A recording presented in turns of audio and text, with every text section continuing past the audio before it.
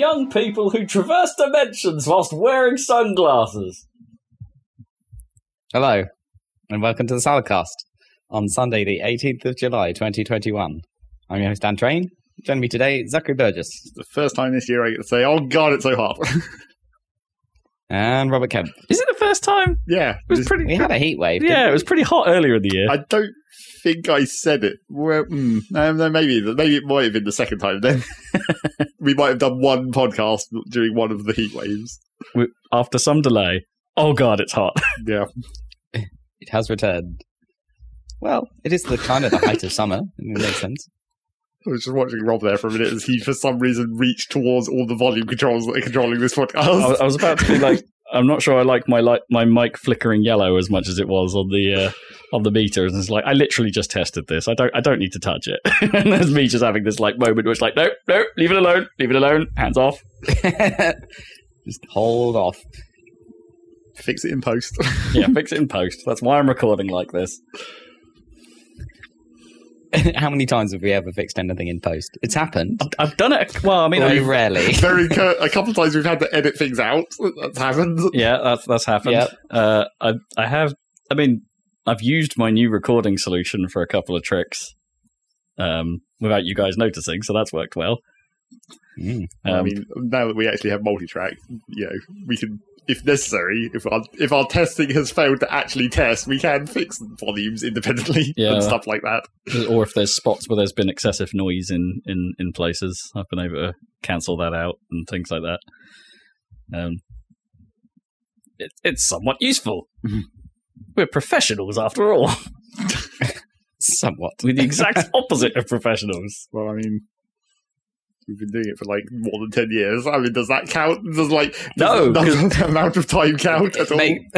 Makes us very amateurs. Yeah, I guess. If amateur radio people are still called amateur radionists, right? What are they? Radists? Amateur radists. Radio enthusiasts. But yeah, sure. They're not called pro radio men, are they? What we need to do is that what people are working at the BBC radio? They're pro radio men. I can't think of what the word would be for like a broadcaster. I mean, I guess, yeah. That is it. That is the right word. Clearly, what we need to do is devise a way to work out our podcast handicap so we can figure out how amateur we actually are. It must be related to actual time because we only do a podcast every 2 weeks. We must have quite a high handicap because we're not doing so much podcasts as we theoretically could, even as amateurs. Sure, we're our social media presence is not where it needs to be. Like our cadence is it's far too long. I think I'm quite glad our social media presence is where it is. Yes. Oh man. I mean, obvious, but the word podcast is kind of weird how it's completely... the etymology is presumably from iPod, is it? Yeah, has to be. Yeah, must be. But, because it was I suppose... It was a broadcast of sorts of someone talking that was put on an iPod, I guess. On an iPod, right.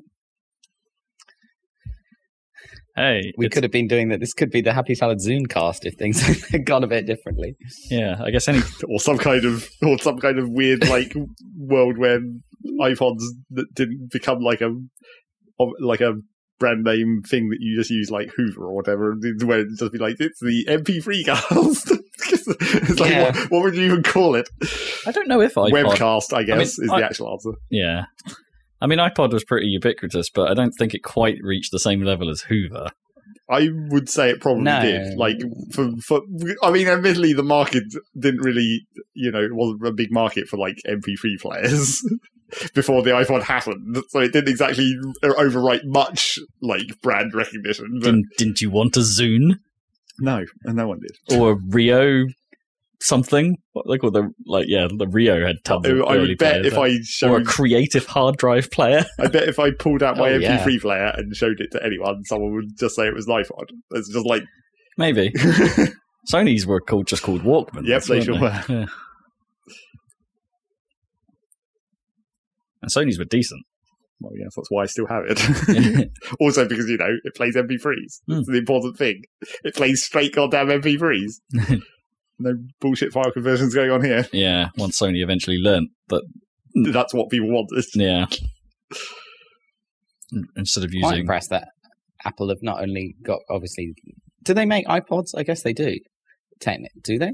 I don't know that they do anymore. Does an iPod Touch still exist as a thing? Does that still exist? Like, does everyone just buy phones? Like, well, yeah, like, have why do you need that as a separate device anymore?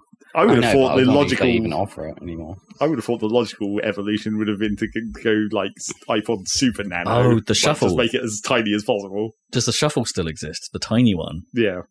Like you want the end result of this chain of like miniaturizing iPods would just be to have like what would essentially almost be a hearing aid at some point. It's just like a little tiny thing that you can just wear on your ear, and it doesn't even have a wire or anything. I mean, I guess I guess the watch must have replaced Shuffle in some ways.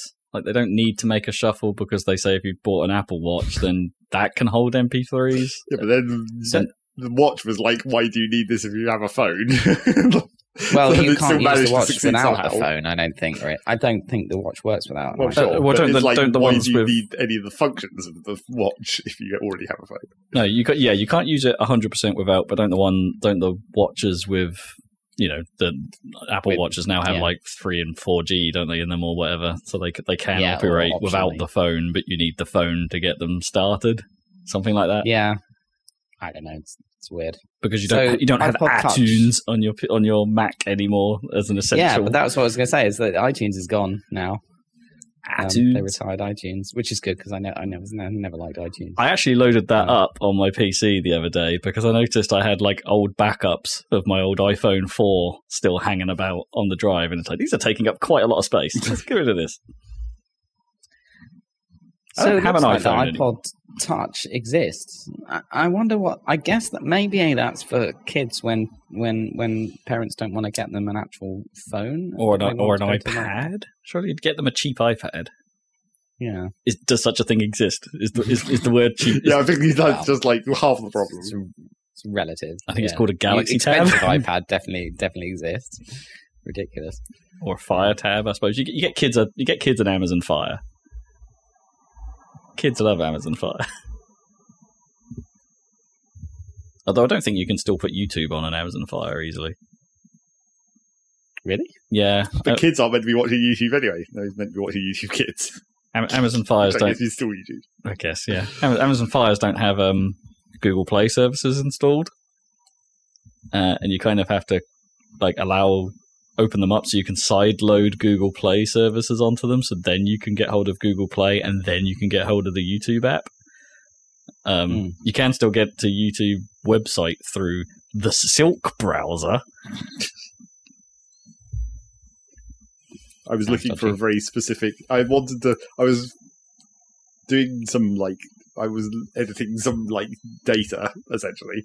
I'm not going to go into specifics about really, but okay. I'm trying to. It's not relevant to the now story.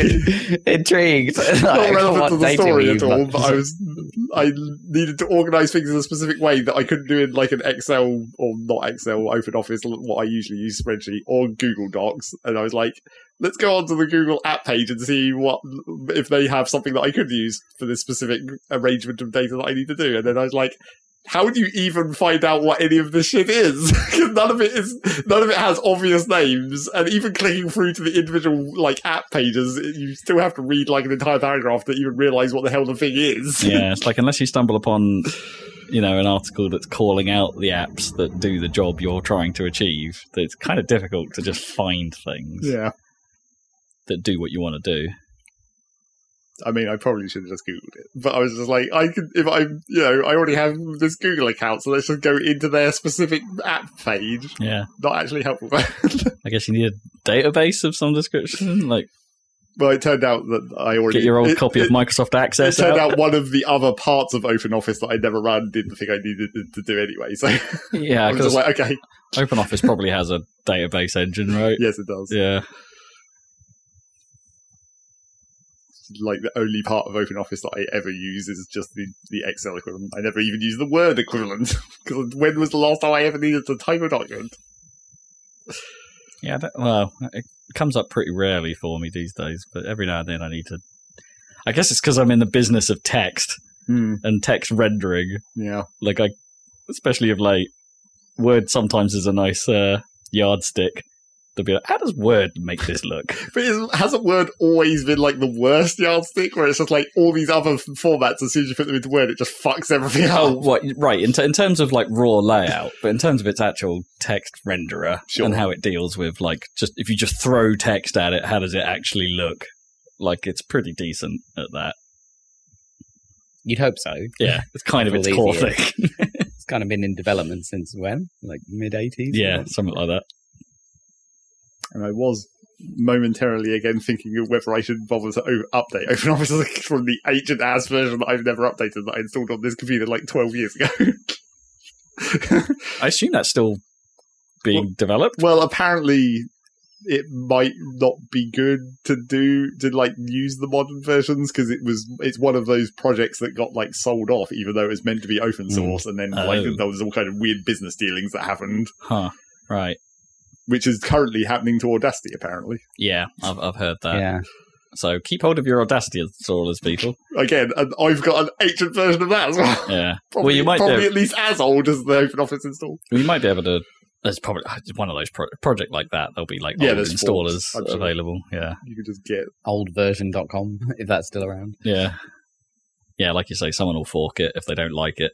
If the next like corporatized version comes out and is no good, it'll be like, well, we can still fork it from where it was. That happens quite a lot, in fairness.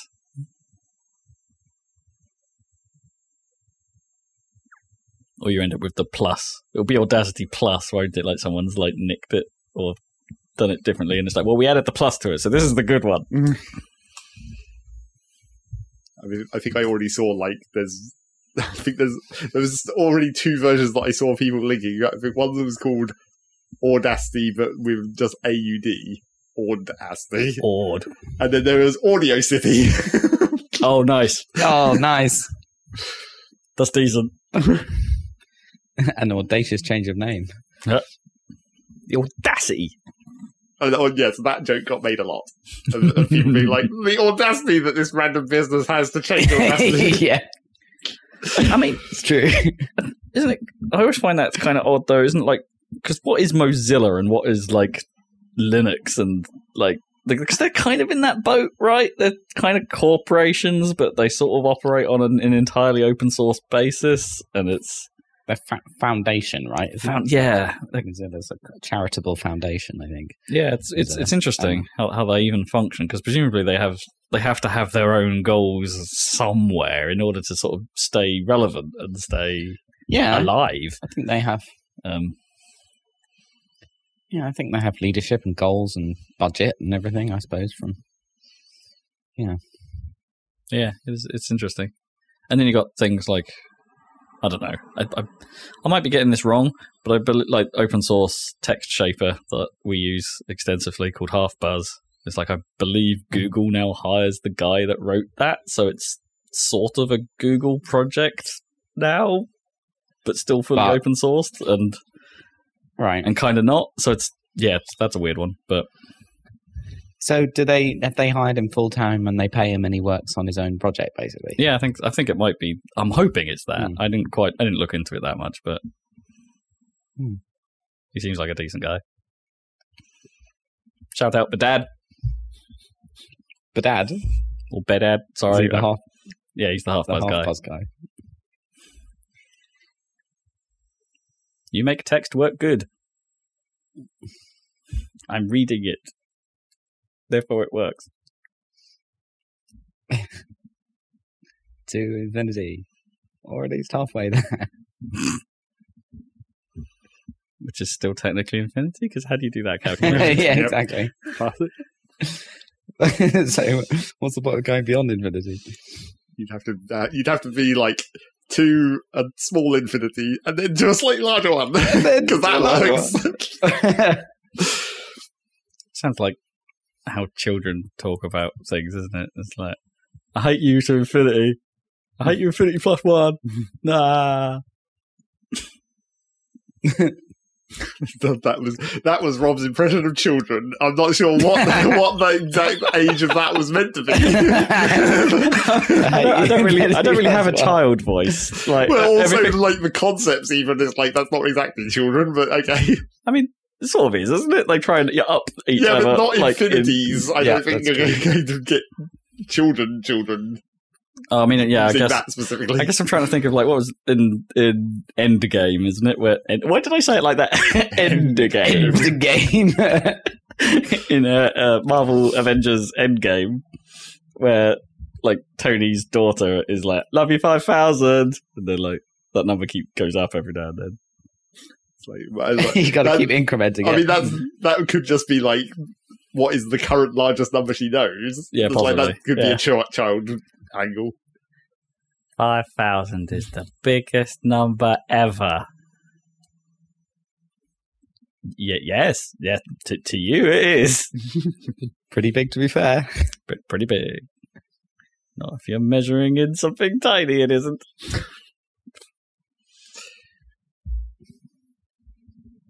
Semantics corner. Yep. We got there. It's not quite about words this time. No, not it's quite. about numbers. Yeah. Anyone see that Black Widow? No, I have not. Marvel movie? I'm sort of don't really feel... I'm not... Like, I used to go to the cinema quite a bit, but I'm not really feeling the idea of returning to the cinema. I guess oh, yeah. I sort of haven't missed it, I don't think. Yeah, I mean... How much time did you have left on your infinite cinema pass that's been wasted? Oh, we just cancelled those. Yeah, but when would it have renewed? Well, it sort of restarted like this middle of last year, didn't it? They sort of started opening cinemas up briefly. Yeah. Like in in the middle of summer, I think. And then they were like, oh, right, yeah, we're going to start charging you for this again. And we're like, hard no. Yeah, definitely not.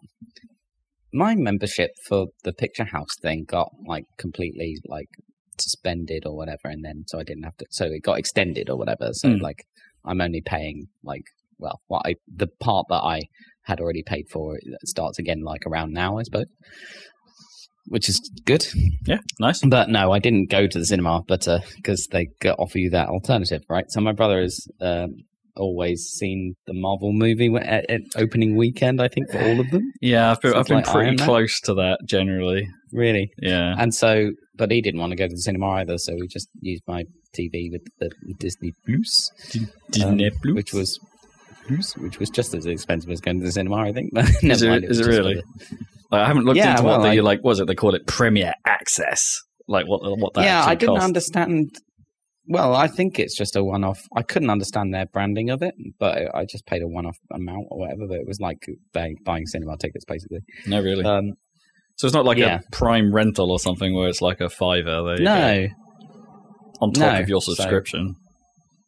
Well, it was something on top. But it was, but it's not a $5. So, anyway, no, it's not a $5. I mean, they've got to make their cinema's got to make their money somehow.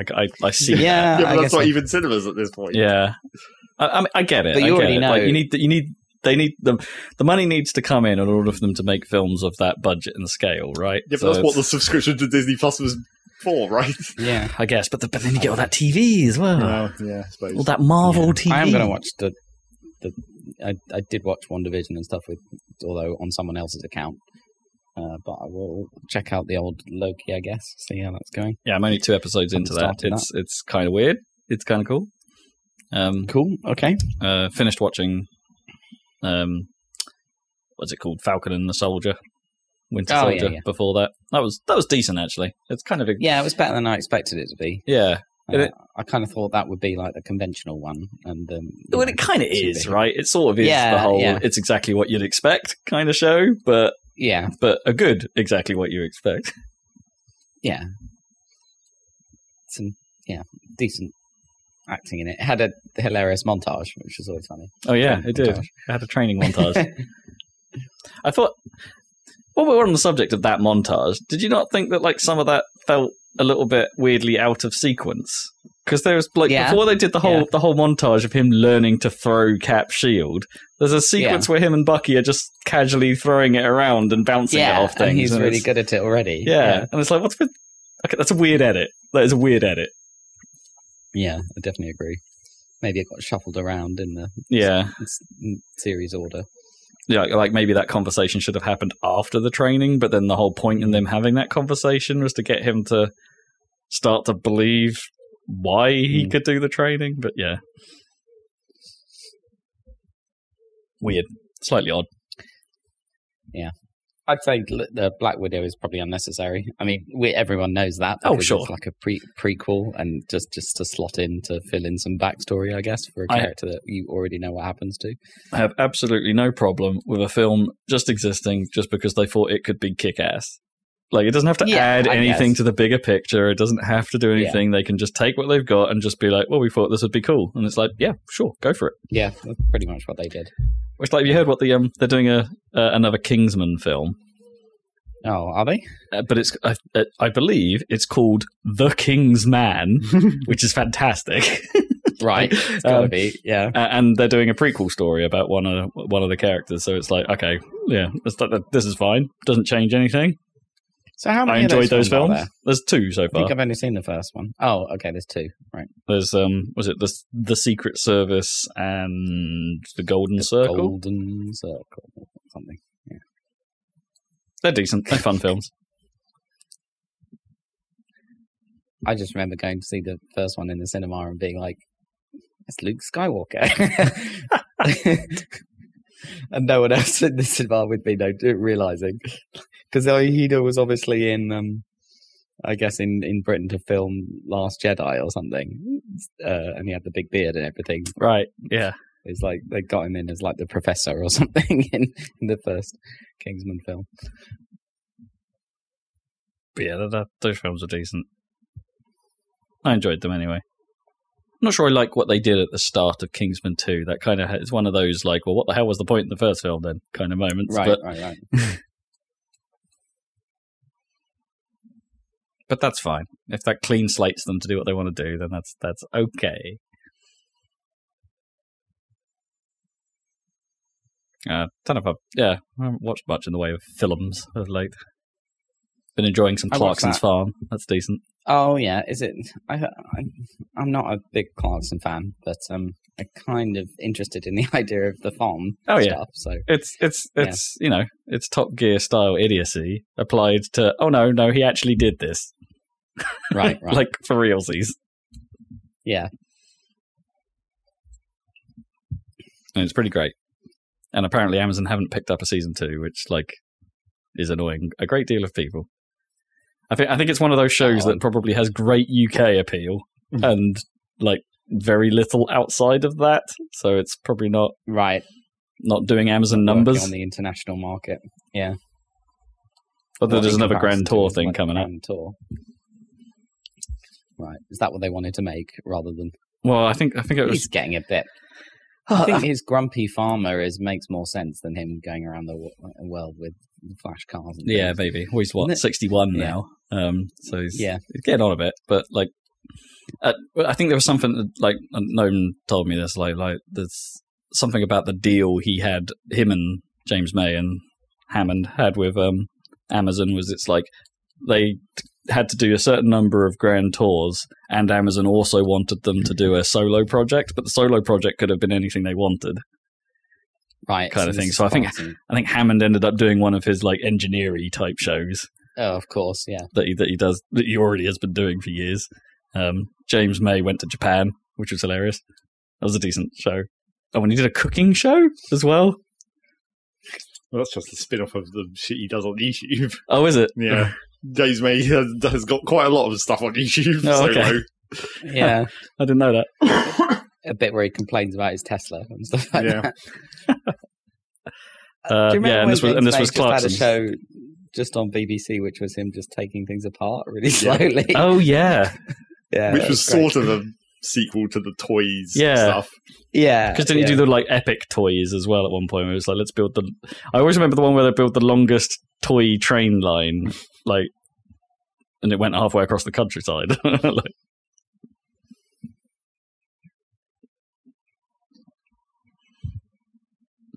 James May's all right. But yeah, this was Clarkson's solo thing. So he was kind of... he had to do it. Amazon had to pick it up. That was kind of the deal. But they don't want to go any But further. they don't want to go any further. Now he's done with that. Yeah. And, to which I would say, you are foolish, Amazon. It's a decent show. Foolish. Rob reviews. TV reviews. Film reviews. What about video games? What about damn video games? News about going on in the world. News. So I guess we normally tackle these chronologically, but we should really get like the biggies out of the way. There's not really much chronological to do for this. I mean, if I was talking chronologically, I'd probably open with the Assassin's Creed leak. How do you feel about Assassin's Creed Infinity? What's their plan? They're already doing Halo Infinite.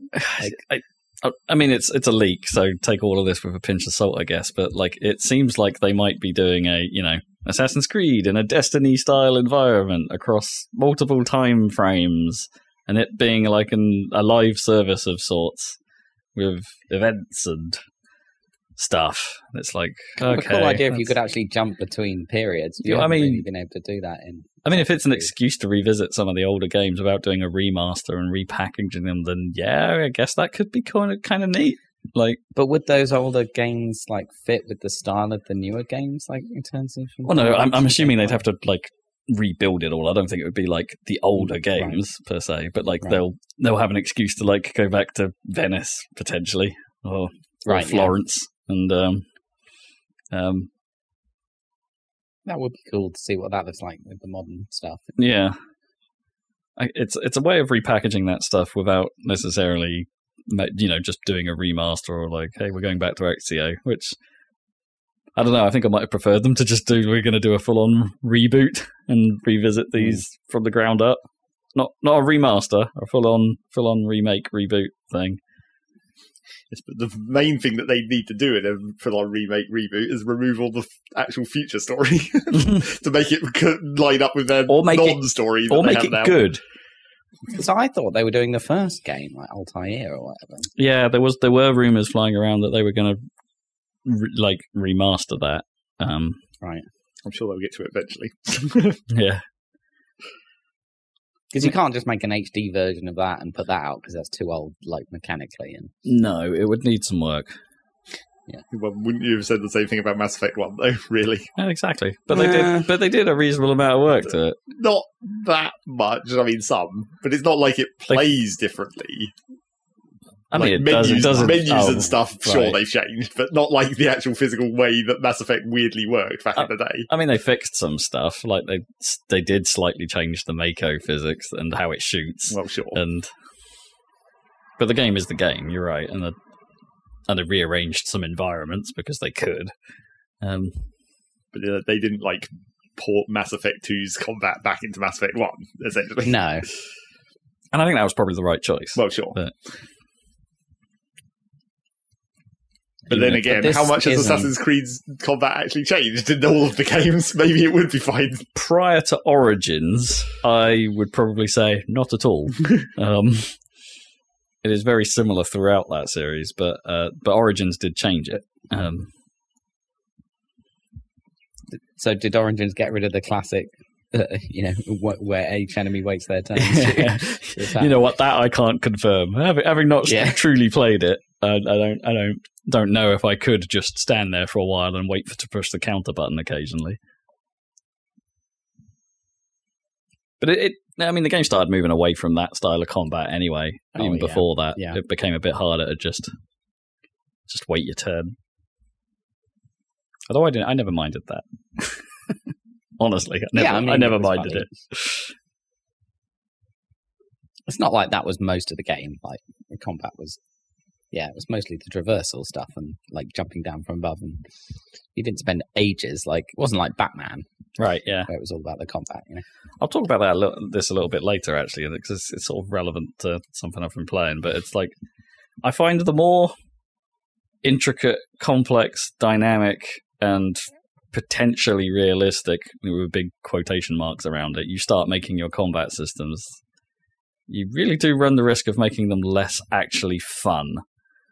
And I think a lot of modern games do fall into that hole, to be honest, because it's like people don't wait their turn, right? It's like that's just not what would happen. But as a result, you end up with somewhat finicky gameplay some of the time, or things off screen hitting you, and you're like, well, I couldn't deal with that because I was dealing with this other thing. And it's that increases the difficulty. Yes, some players love it, some people will revel in it, but I don't know. There are times where it's a bit much. Definitely. I mean, that stuff was there for a reason. Yeah, trying to make the game fun. Yeah, and also look good. Yeah. Remember, guys, games are supposed to be fun. Top tip. Yeah. Top tip. Yes, so there's Assassin's that. Creed Infinity. Assassin's Creed Infinity. Yep, you're right. That is pretty much it. That's the leak. And for once, Ubisoft didn't come out and be all like, and here's the trailer, because that often happens with like Ubisoft and leaks. It's like it leaks and then they immediately go, well, here you go. Yeah, I don't know if they wouldn't have had a trailer for this exactly. No, I think this is very early. Well, that I guess. But like, what would a trailer even be? It would just be like, here's a picture of Assassin's Creed 1, and here's what it looks like now, and here's Assassin's Creed 2, and here's what it looks like now. It's just like, it's not really much of a trailer. I think they have confirmed. If I'm remembering this right, sorry, this was, as I say, chronologically. This is the problem with like sometimes chronological news. It was nearly a couple of weeks ago. Sort of forgotten it a little bit. I think they have come out and said, yeah, we're doing this, and we're combining the two studios that flip flop on Assassin's Creed together to work on this. Oh, that's cool. And the other 600 people. Yeah, because like, Massive Entertainment is often involved in Assassin's Creed games. You know, the World in Conflict. Yeah, the World in Conflict team. If only. Well, there's a few RTSs in the works, Age of Empires, and I just saw Company of Heroes 3 just got announced by Relic or whatever. Ah, yes. So that could be cool. So who knows? Maybe there will be not World in Conflict, but something. Maybe an RTS Renaissance. Yeah. I don't know what that genre... We've talked about this before. I'm not sure what that genre needs to make it interesting again. It needs something. Because Age of Empires looks like a Total War game, sort of. Now, which is weird. Yes, because it does. Age of Empires is like, a super old school RTS. It's literally like he'd build a big pile of units and mash them against each other.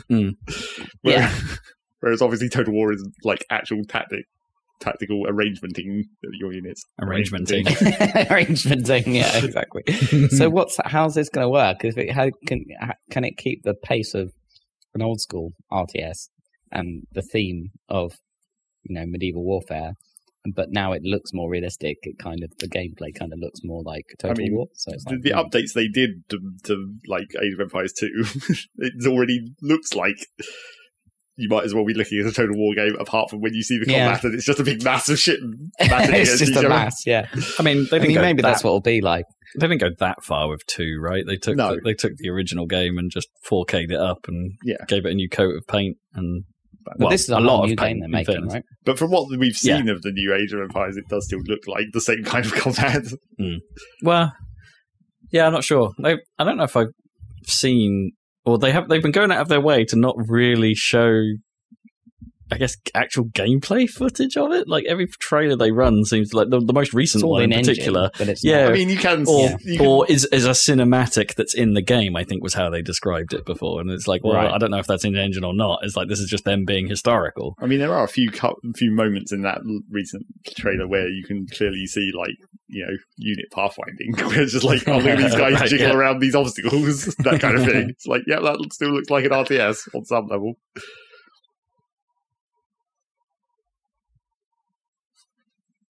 Yeah, I don't know. I mean, I'm in the boat where I find a lot of games.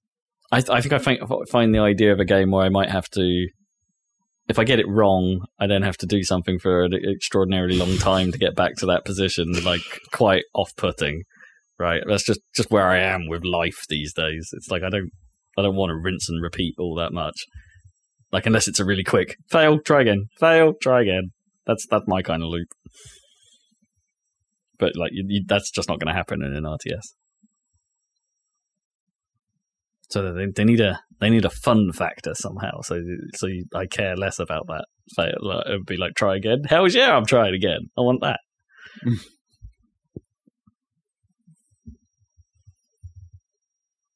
Like a failed salmon run or a deep rock run. It's like you want that kind of, hell yeah, we're going again.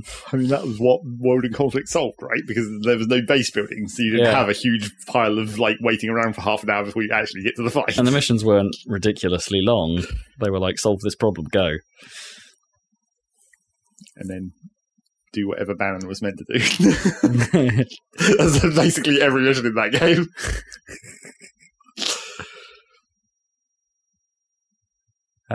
Moving on. Okay, I'll stick to the chronological then. Well, I've started this train. I'm going to ride it. PlayStation event happened. Oh, I'm calling it PlayStation event. It was a PlayStation State of Play. It's not just called PlayStation event. Although that's actually a reasonable name. They could have just called it that. Like, if they had if it was something more than a State of Play, which it wasn't. A few things talked about. They're doing a sequel to Moss called Moss Book 2, which I think is mildly surprising because, who does a sequel to a PSVR game? It's like, that's unusual. And it is a PSVR game, but they didn't. I mean, this is kind of noteworthy just because of the fact that it's like, what is the state of PSVR these days exactly? Like, I presume they're going to carry on support for the existing hardware on PS5. But where's that PSVR 2? Have they said they're doing that even? I can't really remember. But anyway, noted. Moss is quite liked apparently. Arcadegeddon, which looks like a slightly odd. I don't know. Let's call it a Splatoon-like sort of thing where they're going for like a multiplayer shooter vibe, but actually there's multiple game types that all control from a third-person perspective and some kind of mashup game. And that thing could be interesting if the game, if it's exactly what it says on the tin in a weird way. Like if it is as varied and as wild and the execution of those mechanics is decent, then that could be something, right? There aren't many games that come out and actually do more than just one thing. Really? So value proposition, perhaps. Fist, which we've talked about before, which is the bunny rabbit. It's Pepe O'Hare with a massive robot arm on attached to his back, and it's like a 2D sort of 2D combat action game in the vein of like, I guess, Dust comes to mind and those sorts of, maybe Hollow Knight kind of thing. It looks rad, actually. I'm well into this. Forged in Steel. It's an acronym. It stands for something. But yeah, check that out. I think this looks really good. Who doesn't want to be a kick-ass grizzled bunny rabbit? Yeah, exactly. Especially the grizzled bit. We got to see more Sifu, which you mentioned before, Dan, which is that sort of. It seems like a tight, focused, like hand-to-hand combat kung fu game kind of thing. But this time they were making it quite clear that its sort of its hook, I guess its strange mechanic, is that every time you die, you age. So does that mean there's like a limited number of times you can die throughout a playthrough? Because you die of old age eventually. Yeah. But then what happens if you die of old age? Do you just come back older? Yeah. Or is that like, you've got to replay this bit from whatever age you started at? Or is it more of I bet it's more of like a roguelike where it's like randomly generating like fights and it's like, can you get through it before you're incapable? But then a bit of me is like wondering, like, does the age mechanic actually affect like how you can fight throughout it? Like if you're a young guy, is your fighting style quite wild and unrefined, and then as you go on, perhaps you go through a powerful phase in your 30s, and then you get to late age, and it's like, okay, I'm a little bit less powerful now, but I'm more fluid and refined. And Like we don't really know any of that, but it's kind of interesting, and I think it looks better than it looked better than the first time I showed it. So yeah, Sifu, want to keep an eye on. Early 2022 release date. They had a section on Jet, the Far Shore, which I think we'd seen a while back at one of the PS5 events, which is, I guess the only way to describe it, it's the one where you're flying a tiny jet around an ocean planet, like a tiny little spacecraft, and they were pointing out that, hey, this is actually an exploration-focused game. Like, combat will be minimal, and if you do get into it, chances are you're going to have to run away. Like, it's that kind of thing. You're not really a combatant per se. So is it like a generated, procedural No Man's Sky type thing? I wasn't quite sure about that side of it, like whether or not it is generated or if it's like a handcrafted world or what exactly. I wasn't totally sure on that aspect. What I have noted down is that they've showed some stuff where it's like, oh, it's not just about you flying around in this ship. There is actually a little human community that you're part of, and I do not like their art style for that. Like, I think it looks weird and odd, and like it just rubs me up the wrong way. My note here just says bad faces. Bad face. I don't know. It's like, yeah, everyone's different, but for me, those were some off-putting looking people. Not the kind you'd want me hanging around with. We then got to see more about the Death Stranding director's cut, which is... This is a weird one, let's be honest, because it's not... I mean, it's already weird game. Yeah. I mean, it's like they included all the DLC that they never released as DLC. Like, it's a vastly expanded looking game. There's more combat options. There's more traversal options. There's more... And traversal being the game. The game, yeah.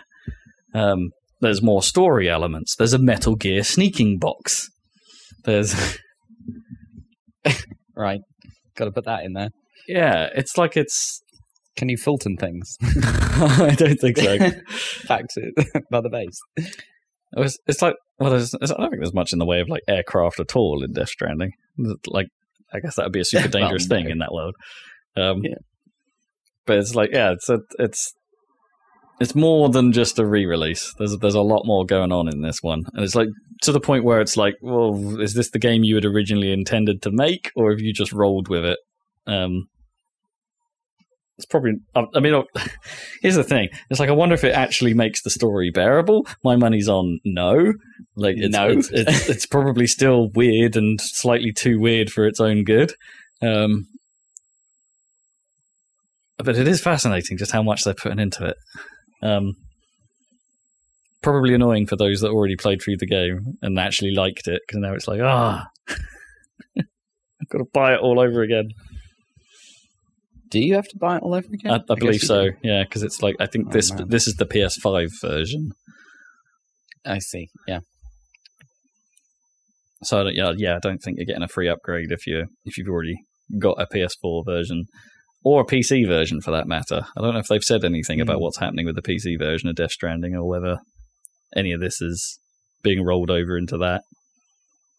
I guess on PC it would make more sense for it to be like how you can upgrade to Director's Cut version for like a DLC price. Yeah. But then because everything's so interwoven into the game, does it really work as a DLC package? It's weird, isn't it? It's like it's a slightly strange one how you actually sell this. I mean, yeah, you could, yeah. So you have to start a new game in order to play in that mode. Right? Yeah, at least, yeah.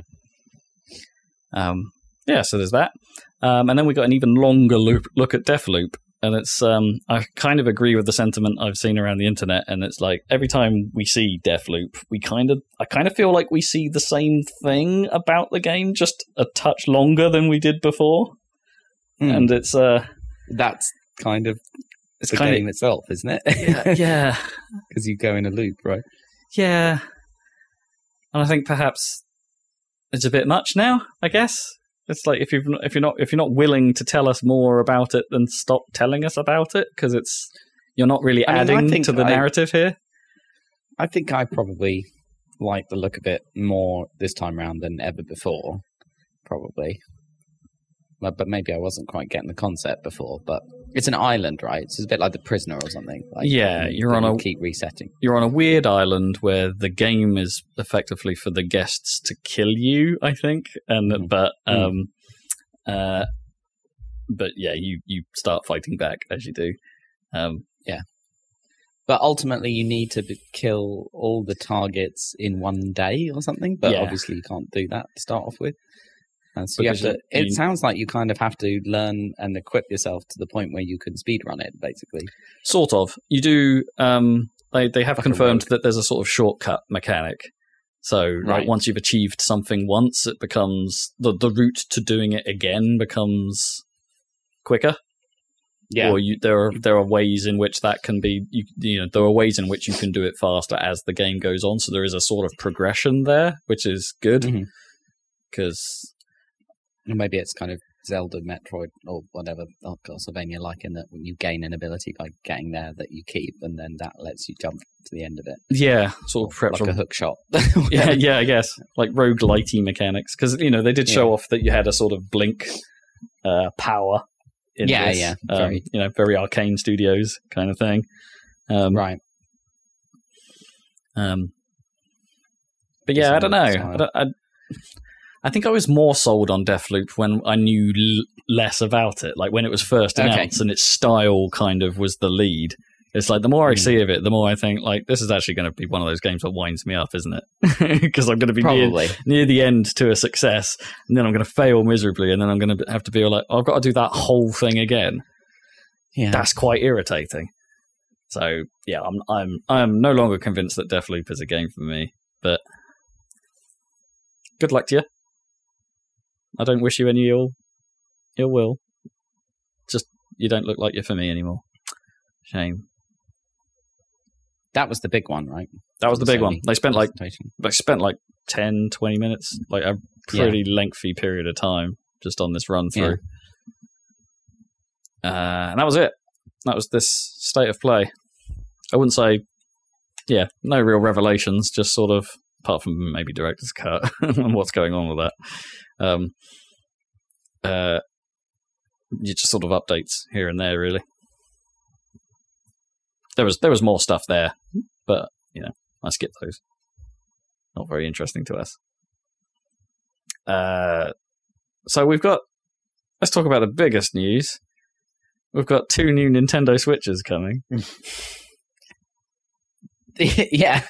Which one should we start with? The one that's the same as the old one, or the one that's let's start different? Let's start with the official one, the Super Switch rumor.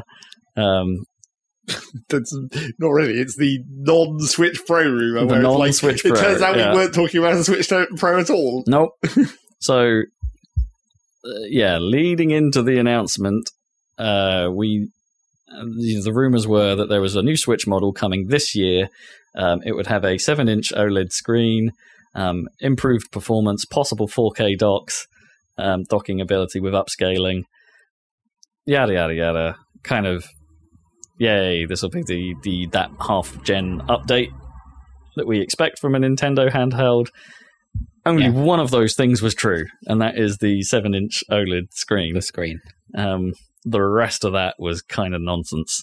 But we get a fat kickstand now. That will probably be good. I mean, that is a great because that's one of the few problems the Switch truly has. Right, is how terrible that kickstand is. That is. Yeah. Aside from Joy-Con drift, which I'm not going to get into here because that's still a thing. I wonder if they'll have made an effort to improve that. I mean, they probably already have, but I don't know if they want to acknowledge it. Yeah, probably. But maybe those will find that the Joy-Cons that come with this, although being interchangeable and identical, will probably be a bit better on that somehow. Well, yeah. I think they made the right choice in that, like, hey, they kept the form factor pretty much identical. They made it so your old Joy-Cons will work presumably if you buy one of these, you'll get a fresh set of Joy-Cons anyway. It's not like you can just get the unit on its own. Well, by default, anyway. Yeah. Yeah. I mean, fine. It's a modest upgrade. Why not, I guess? It's a typical Nintendo mid-cycle refresh. Well, it's not super typical, because, like, I don't know, mid-cycle refreshes of Nintendo gear has frequently had what actually results in a tiny, tiny performance bump.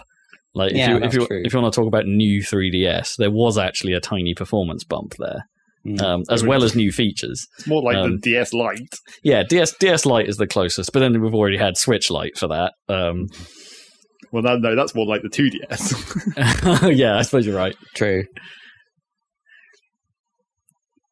Yeah, so it's not what anyone really hoped for, but it's, its existence not a bad thing. That OLED screen's probably going to be quite nice, honestly. Yeah, it's going to be super nice. If you're a handheld user, it's probably as a docked user, I'm not really. For me, it's utterly worthless. Yeah, but that's actually good because it means I don't have to buy anything, or I'm not going to feel tempted. It's like it has got double the onboard storage if you care. Wow. But then you just buy an SD card for like £2. And you pretty much already double the inside storage. Yeah. Man, SD cards. I hate those things.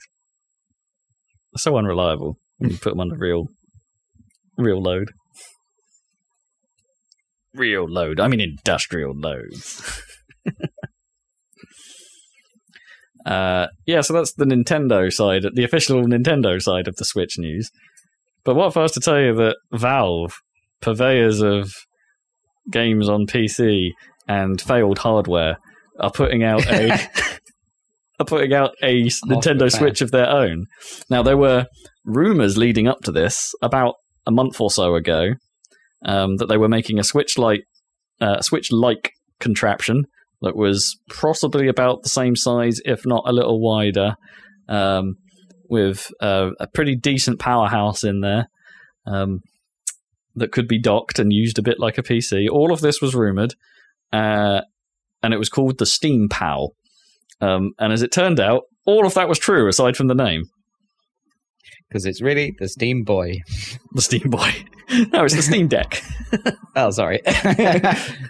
I'm a Steam Boy. Steam Boy Color. All right, the Steam Deck. Okay. The Steam Deck. So it's like on a raw hardware side, it seems pretty cool, right? It's not. I wouldn't say it's a particularly attractive looking device. Like what they've done is they have literally taken the Switch form factor. So they've got a 7-inch touchscreen in the middle of it. They've got controllers handles either side of that widescreen. The screen is 800p now and not 720p, so you're getting a slight improvement on the Switch there. The controllers are either side of the screen. They're not Joy-Cons; they are fixed, so you can't take them off. But they are a lot. They're like two Joy-Cons stuck together. If you want an idea for the size, they're like twice the depth, not depth, width, I guess. Because they encompass. You've got dual analog controllers one on each side. You get a D-pad, you get standard ABXY buttons, but you also get a trackpad on each side. Like, so some of the Steam controller's legacy is hanging about here. Yeah, they really were keen on that whole weird owl trackpad thing. Yeah, the owl, yeah. The owl. Yeah, they were like, this is just as good as a mouse for playing Doom. And it's like, probably not. Well, they're sort of like, they're coming at it again because, the whole thing with that was like, hey, by the way, this makes it okay to use mouse-driven games. Honest. Yeah. So yeah, they're bringing that back. I could see that working for all the RTSs and stuff that are on Steam. Sure, but then if you really wanted to do that, you can dock the thing, and the dock is like it's like a business style hub, I guess. Like where you dock your laptop in, and suddenly you get a whole load of ports you can actually use. So hey, you want to plug that keyboard and mouse in that you like, and plug it into a monitor? You can totally do that. Got yourself a PC. Well, it's a PC. You want to plug a fight stick into this thing? Yeah, boy, you can do that. So this thing runs SteamOS Linux. This is the contentious bit. Yeah, so it is a Steam box. So it is a Steam box, right? Yeah. Okay. So it's running SteamOS, but they've been working on it for quite a while. So it's hugely updated since that was a thing. Right. Wow. I don't know. Honestly, behind the scenes, I've got absolutely no idea whether they've just been updating that steadily, because who runs SteamOS? Yeah, exactly. Which means it's still Linux based, which then presents the immediate question. Okay, what do we do about the games? So what's compatible? They're advertising this thing as your Steam library comes with you, and it's like, okay, how? So they have an intermediate layer called Proton that is designed to allow Windows software to run on Linux. And apparently Valve have been working on this pretty heavily to make it so a rather large swathe of games on the library will work on this thing. Now, I specifically have to say a rather large swathe of things, because there are already examples being found. Even though this thing isn't out, there are notable examples of some of the biggest games that just aren't going to run on this thing. Things like Apex Legends and I guess the big free-to-play bangers, like Call of Duty, I think, doesn't run on it. Things like that. Just because it's not compatible with Proton yet. And it's... Well, to a certain extent, yeah, all right, that's totally expected. Not everything is going to work perfectly. That's just the nature of the beast.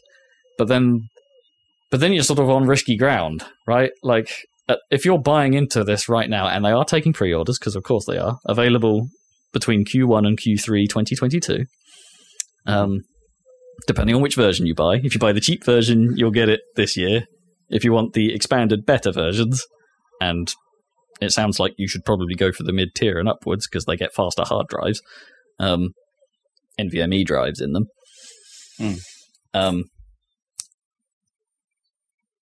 Yeah, I don't know. If you're pre-ordering that thing right now, it's like I'm not sure you can really guarantee what you're going to be able to play on it. And the games you can play, like, I guess, you're targeting 800p, 720p, so that, that's a lot easier than running. Oh, absolutely. If you actually want to use it as a handheld, then. But there's overhead from that Proton layer probably for a lot of titles, and then obviously it's reduced hardware compared to, no matter how good it is, it's probably not as good as a full-on. It's not a gaming PC, no. Yeah, or even a gaming laptop, right? Or maybe, I don't know. Maybe more comparable to that. They've brought AMD on board to do this, so it's the potential for it to be using similar hardware or similar technology that AMD have already been involved with for things like Xbox and PlayStation. This could be a pretty efficient SoC-based design. I honestly haven't looked into the detail on that, and I think IGN have actually been doing quite a large blowout on what's actually going on with this thing. So it's x86, out, right? My assumption, I haven't read that much detail. It must be, because I suppose the Xbox is x86 and the PlayStation, but presumably the Switch is ARM, is it? Yeah, it must be. I believe so. That's not x86. Yeah, because that's interesting, given that, well, whatever Apple desktops are going ARM, you've got a handheld that's even smaller than a laptop that's x86 in the form of the Steam Deck. Well, here's the thing: Steam aren't the first to do this. It's news because it's Valve, right? There are companies out there that have been, like Asus, I believe, have been making devices of this form factor that are just full-on Windows PCs. This isn't technically new to the space, but it's the first time, I guess, a big player has tried to be all we want to do this like a console. I presume you can install Windows on it if you want. You totally probably could, yeah. Yeah. I mean, they've gone out of their way to also mention it's like, hey, this is just a Linux machine. You can probably put other game stores on this if you want. We're not going to stop you. That's kind of cool. I know what you mean. I saw the looks of it, and at first I was like, "Oh, that's a bit weird how the controls are right in the corner there." And then I was like, 1 second later, I was like, "Actually, that probably is quite comfortable." Yeah. I mean, that's exactly what the IGN report said. They were like, this looks a little unwieldy until you put your hands on it, and then suddenly it's all like, actually, this is all right. Because I imagine it's heavier than a Switch for sure. Yeah. Yeah. It'll definitely be heavier. It's a chunky monkey. I mean, it's got a similar trigger layout to. I would say the trigger layout is more similar to the Wii U gamepad, if that makes sense. Like it has squidgy triggers as well, so you're going to get an analog response out of those. It's got back buttons similar to Elite controllers. So I don't think you're going to be lacking in buttons in terms of controller layout. So, what do you think of this thing? Are you going to be playing Factorio over at Rob's? Is this a cheap PC upgrade Switch for you? games? Well, yeah, that is kind of the thing. But like, I mean, you're not going to be able to get it. There is that. It's going to be at least as much a shortage as anything else, if not more so. Yeah, I mean, it sounds like it's already mostly sold out. Yeah, right? I'm sure. And also with the current chip pricing, shortage, it's like, how many of these can they actually realistically commit to making? Yeah. So it's like a decent PC, obviously in this crazy small for a PC form factor, and around the price of like a console, right? Is it? The entry level is about $350, wasn't it? But yeah, you probably want the $450 model. Let's be honest. Right. Which is that the price of a PlayStation 5? Or yeah, you're getting into that sort of range. Yeah. Yeah. I think it's cool this exists. I don't know if I think this is that much more likely to succeed than the other Valve hardware. No, I think I think it'd be similarly niche. I get the initially. I think it's probably. I'm probably more positive on this, I think, than I would have been about Steam boxes, because Steam boxes were an interesting idea, and I still think there is. It's kind of a shame those things didn't take off, because they are an interesting concept, and the idea of like. We talked about this before, and like when we've been recently, actually, in fact, when we were talking about SoCs and PCs, and laptops moving in that general direction, and it's like, I may not. I've been a bit negative on the whole, like, oh, but what if you want to repair and do it? And it's like, you can't really do that with these. Fine, if they're at a price point where that doesn't matter, fine.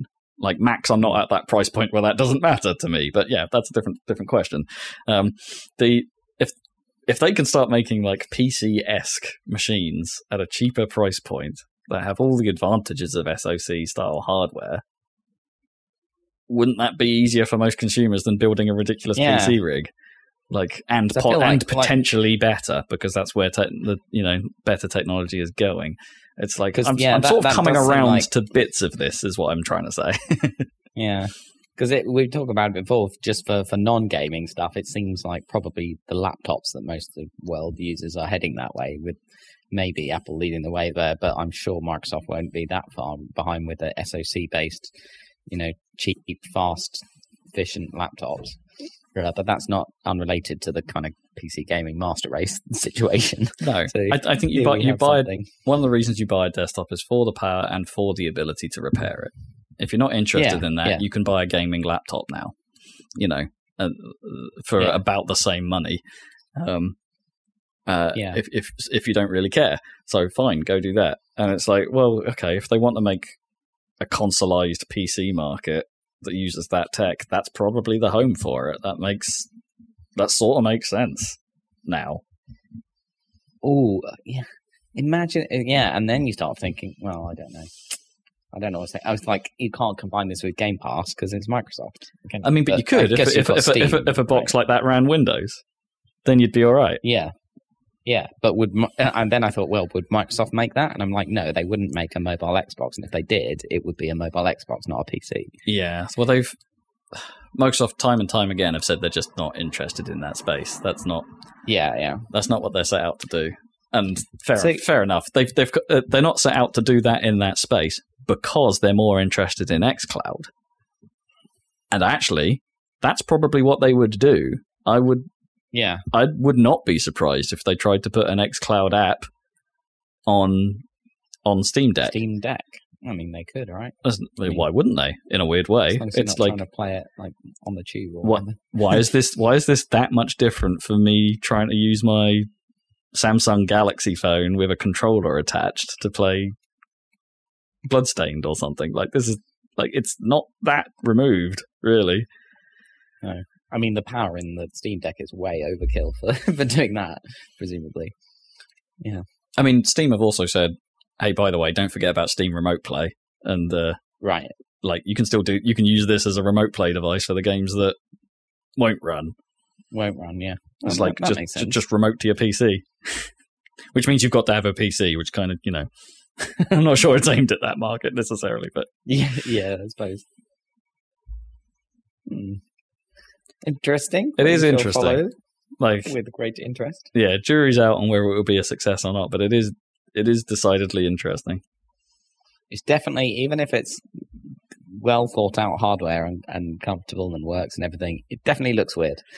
Similar to the Steam controller. It's like, yeah, I'm sure you put a lot of thought about the ergonomics and everything, and all that's cool, but it looks weird. And it's just going to be an uphill battle for them. Yeah. To really win through, if they want to carve a space in the bigger, out of the big when three. do you think Steam will do, a Game Pass? When is Steam going to do a subscription service? Like, I don't know. It I'm not seems like obvious. I mean, there's no signs that anyone else wants to do it, is there? You can't. Well, You can't because they're not your games. Like making Yeah, those deal. I mean, Valve probably could, but Valve have the money to do that it's if not they wanted necessarily to do the that. money as much as like the contacts and like the people. Oh, like, no. Obviously, Microsoft and Sony have all the contacts in the world, whereas Valve don't talk to anyone ever. Essentially, Yeah, Microsoft and Epic definitely have more power in that way because they're more of a.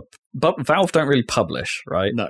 So that's where Valve are losing their contacts. Yeah. But Valve must be talking to some of the big players for when games go up on the site, right? And like certain deals, and they're probably in conversation the whole time about the whole like fee thing right now, which probably isn't working in Valve's favor, honestly.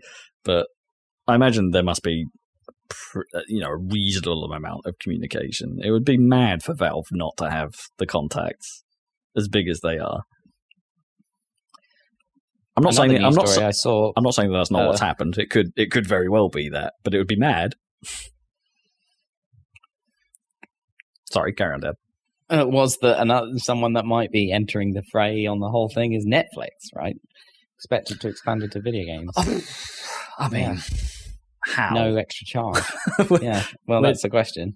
But they're hiring people related to it, and they're talking about it. I mean, for what, mobile? Like, what would Netflix? I don't know how it will would work. I mean, it's all hints and rumors and stuff. But so how would it work with a platform? Maybe it will be, like xCloud or whatever. Will there be like a generation of smart TVs that are like light consoles or have enough power to run light games, and they'll be like, well, if you've got a Netflix subscription, you can play the Angry Birds from 10 years ago on your TV. Who knows how they'll do it, but it sounds like, I mean, it's probably worth, yeah. It's not like Amazon or Google have had much success. That's true. Like, what if Netflix are trying to do what is that thing even called? Stadia, that's it. Yeah, I think maybe they will, but I mean, if they offer that as part of their existing service that basically everyone has, I guess, I guess they could look at. Thing. I guess they could look at what Xbox has done with Game Pass and just bundling xCloud in with it, and be all like, "Well, what if we just bundled it in?" Exactly. With what would be our? But then, surely the question they must be having on this is like, okay, how many actual new? Because Netflix, if they're just bundling it in, is like the question for them is the new customer number, right? That's the only reason they would do this, and it's like, I don't know. My question would be is like, if you were tempted on having a gaming subscription, what's the likelihood of you already having a Netflix subscription? And like my gut says quite high. Yeah.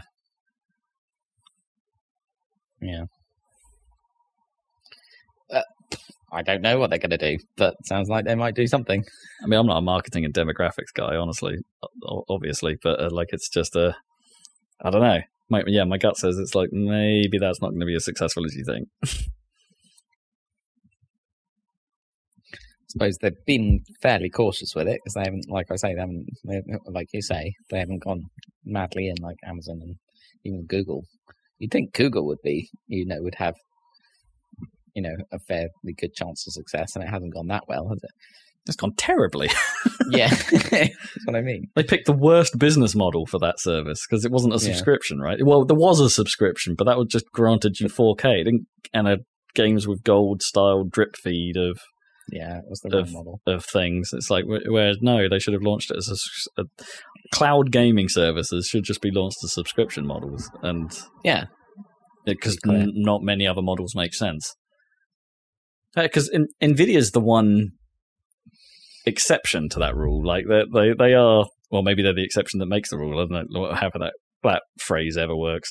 It's like because they don't do that, right? They have Nvidia Now is a streaming service that effectively just streams stuff from your Steam library. So you buy games on Steam, and if you have Nvidia Now, you can then stream them. So you still have to buy the games. That is kind of the Stadia model, right? Nvidia are doing that, and that somehow they've been. I wouldn't say they're mainstream successful like Stadia are trying to be, but they're pottering along. And no one seems to think that Nvidia is a bad service if you are going that way. It's true. Yeah. It's just that the difference is there is that Nvidia aren't trying to be, we're a game store.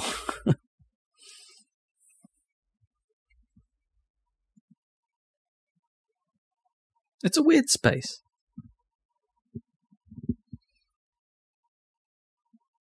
That about does it for news. Well, yeah. Apart from we have to talk about character reveals for Brawl. Nickelodeon Brawl.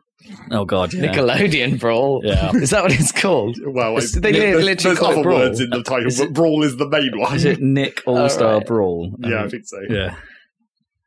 Nintendo and Nickelodeon is too close in terms of beginning that with doesn't an help N. either.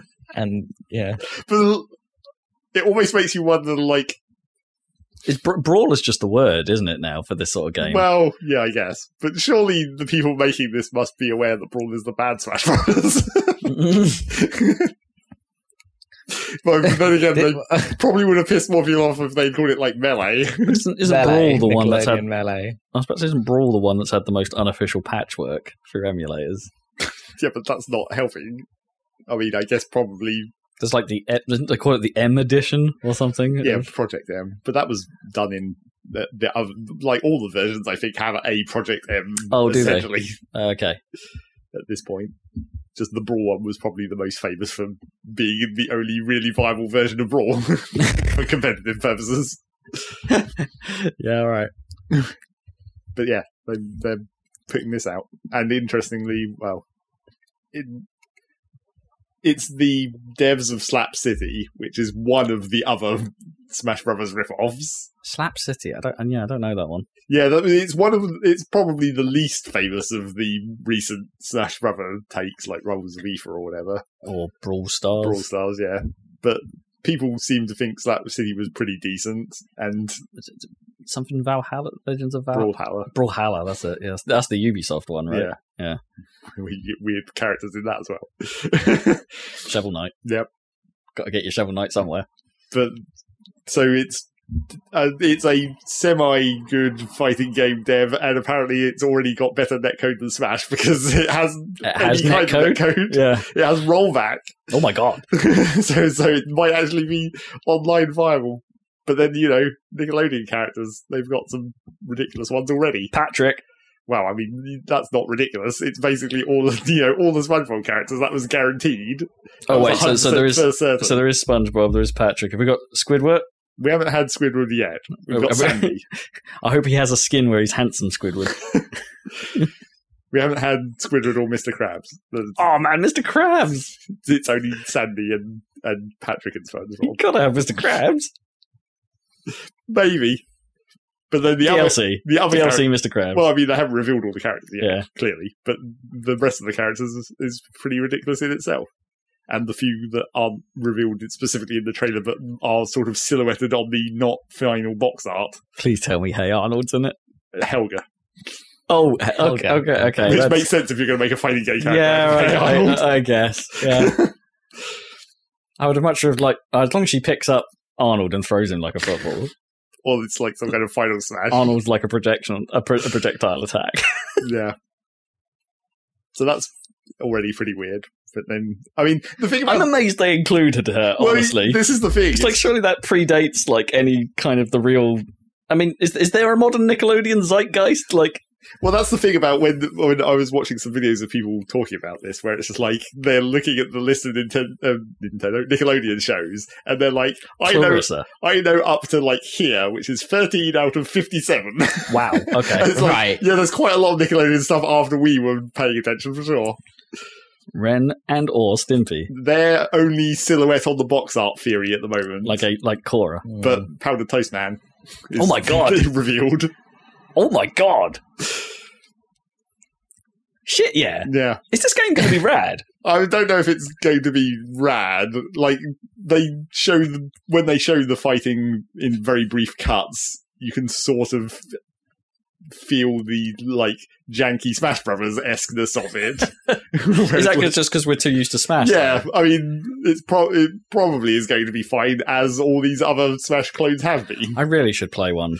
Like, just to see if... I've never played anything outside, a fake Smash, I guess. Yeah. It's like, and I've got a few, and it's like, I've just never actually tried them. Like, Rivals of Aether looks pretty damn sweet. Like, Pixel Smash, why not? And then there's some other characters. Go on. Spill. Well, the thing is, like, a lot of the characters that they did show in this first trailer are the old characters, apart from, I guess SpongeBob isn't really... SpongeBob is kind of middle tier, I suppose, in terms of age. Yeah. If you were to talk about famous Nickelodeon characters, SpongeBob's the one, right? Yeah, obviously. But you've got Teenage Mutant Ninja Turtles. They could put them in yet another fighting game, because why not? Nickelodeon owns that now. Although this reveal trailer only has 2 of them. You have to assume they're all going to be there, though, because that would be dumb if it was only 2 of them at random. DLC! My favourite turtle's not in the game, DLC! But then you've got... I mean, there was a couple of modern Nickelodeon characters that I didn't recognise. Wait, what style of turtle have they got? Is it like 80s looking, or is it just because it's in that weird 3D-esque, mushy fashion? It's sort of like some kind of middle... I mean, you could almost say action figure-esque, except not really that plasticky. But I mean, that would be a choice. This is action figure turtles. As long as it's not Michael Bay turtles, then we're all right. But you've got Oblina from Real Monsters. Oh, okay, cool. That's a fairly hardcore callback. Yeah, you could do some weird mechanics with her as well because he's so stretchy. Yeah, you've got. I'm trying to think of all the other ones that I want to talk about beforehand, but I can't because it's just... You've got Nigel Thornberry. What, from Arnold? From The Wild Thornberry. Oh, The Wild Thornberry. Yeah, I don't really remember that very well. Which is just... I mean, like, that's probably the weirdest fighting game character you're going to have in there, maybe. You got Reptar, I suppose. Because that was like, who do you put in for Rugrats? Okay, that's cool.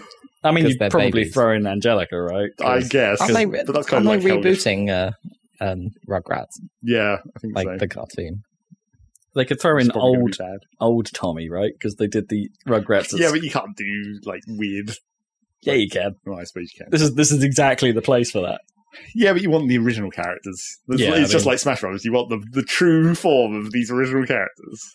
And then some of the box art silhouettes suggest that you're going to get at least 2 of the characters from Avatar, obviously. Yeah. I kind of still actually want to watch that.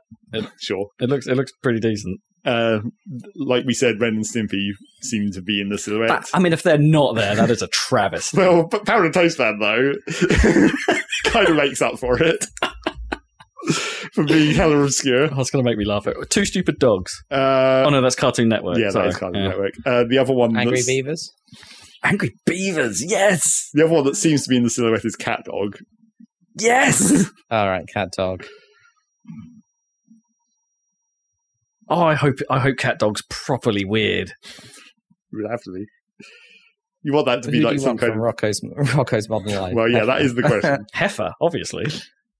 Yeah. So yeah, that seems weird. I'm sure, like, you have to, if you're putting Rocco's Modern Life in there, you have to have an attack where the attack is your eyeballs coming out of your head in like elongated fashion, right? Because that happens so often in there. But apart from that, it looks like Smash Bros. It appears to have the traditional Smash Bros. Mechanics of building up damage and then punching people off the screen. Oh my god. You've made me way more hype for this than I anticipated.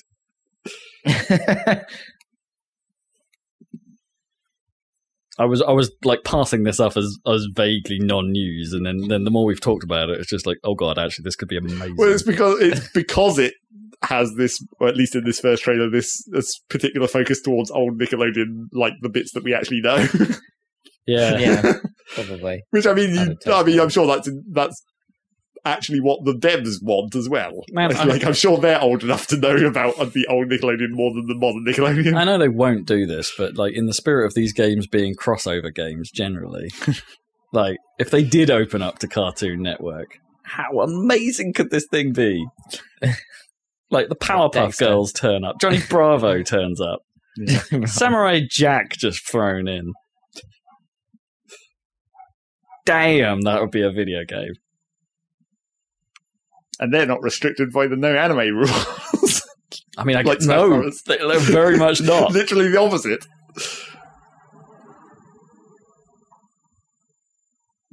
Hell yeah! I was just trying to remember what channel Earthworm Jim would have been on. Ooh. Yeah, I don't think that was affiliated necessarily. No, it's like a third party, even in the like TV channel aspect. I want to say back in the day that might have been aired on TCC, like when that was a thing on Sky. Yeah, it might have been one of the Sky channels. I get that feeling. Yeah, maybe it was like a Sky One Saturday morning show or something. I really don't know where we caught wind of Earthworm Jim. Yes, because it's hard to distinguish.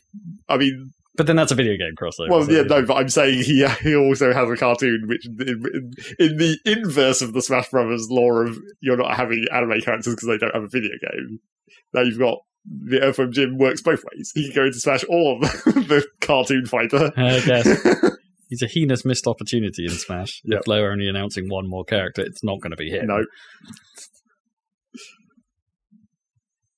Heinous.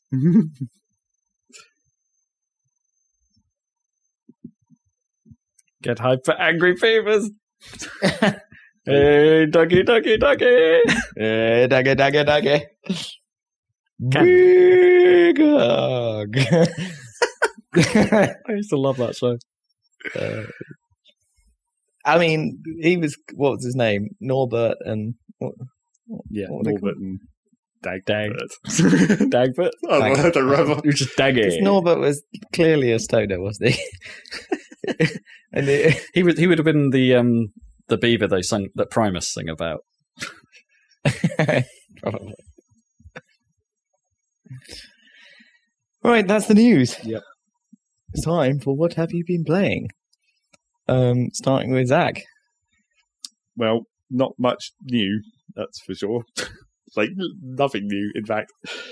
I've continued to pick away at Dyson Sphere Program a bit more.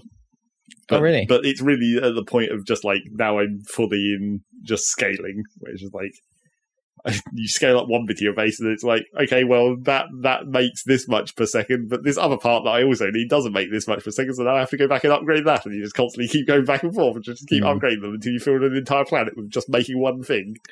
Do you not think you're at the point where you should probably leave it alone for early access to do its thing, and then? Well, I mean, that's what I said last time, the first time I played it, but I mean, pretty much. I kind of just want to get to the actual end.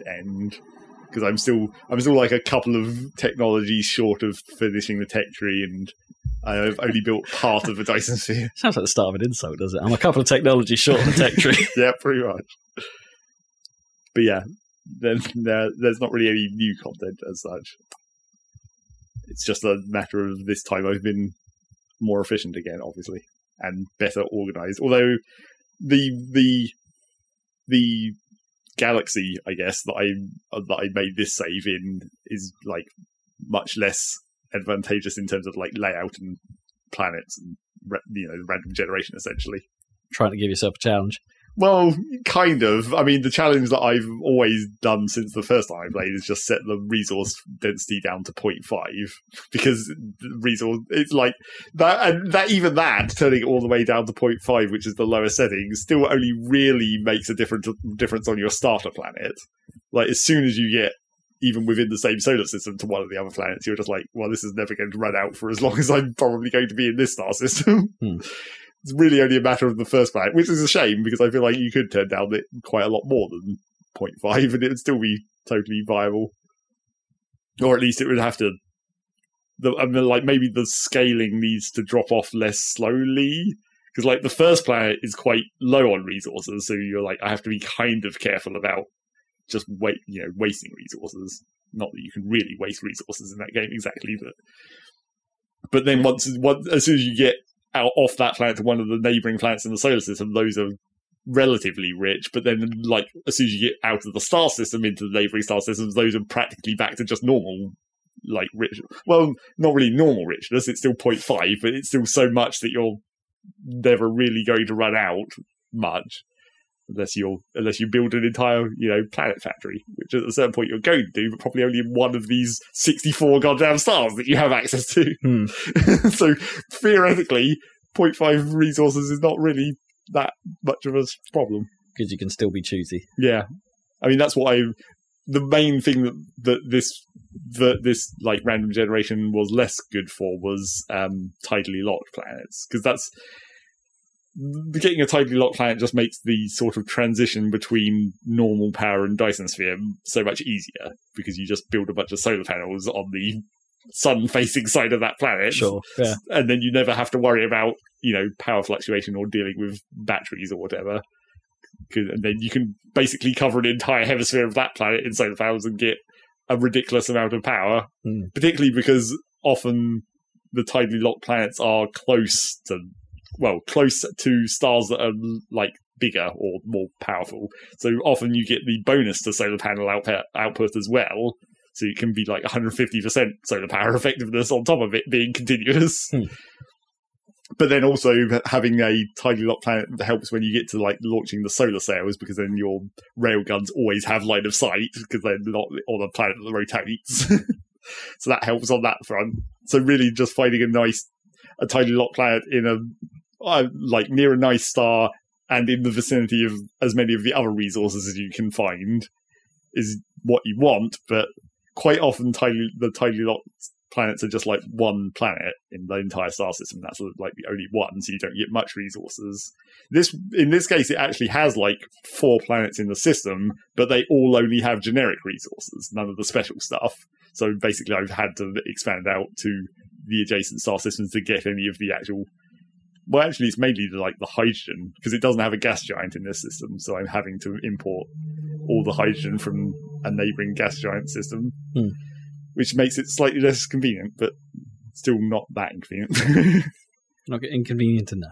No. The puzzle is still solved. Yes, essentially.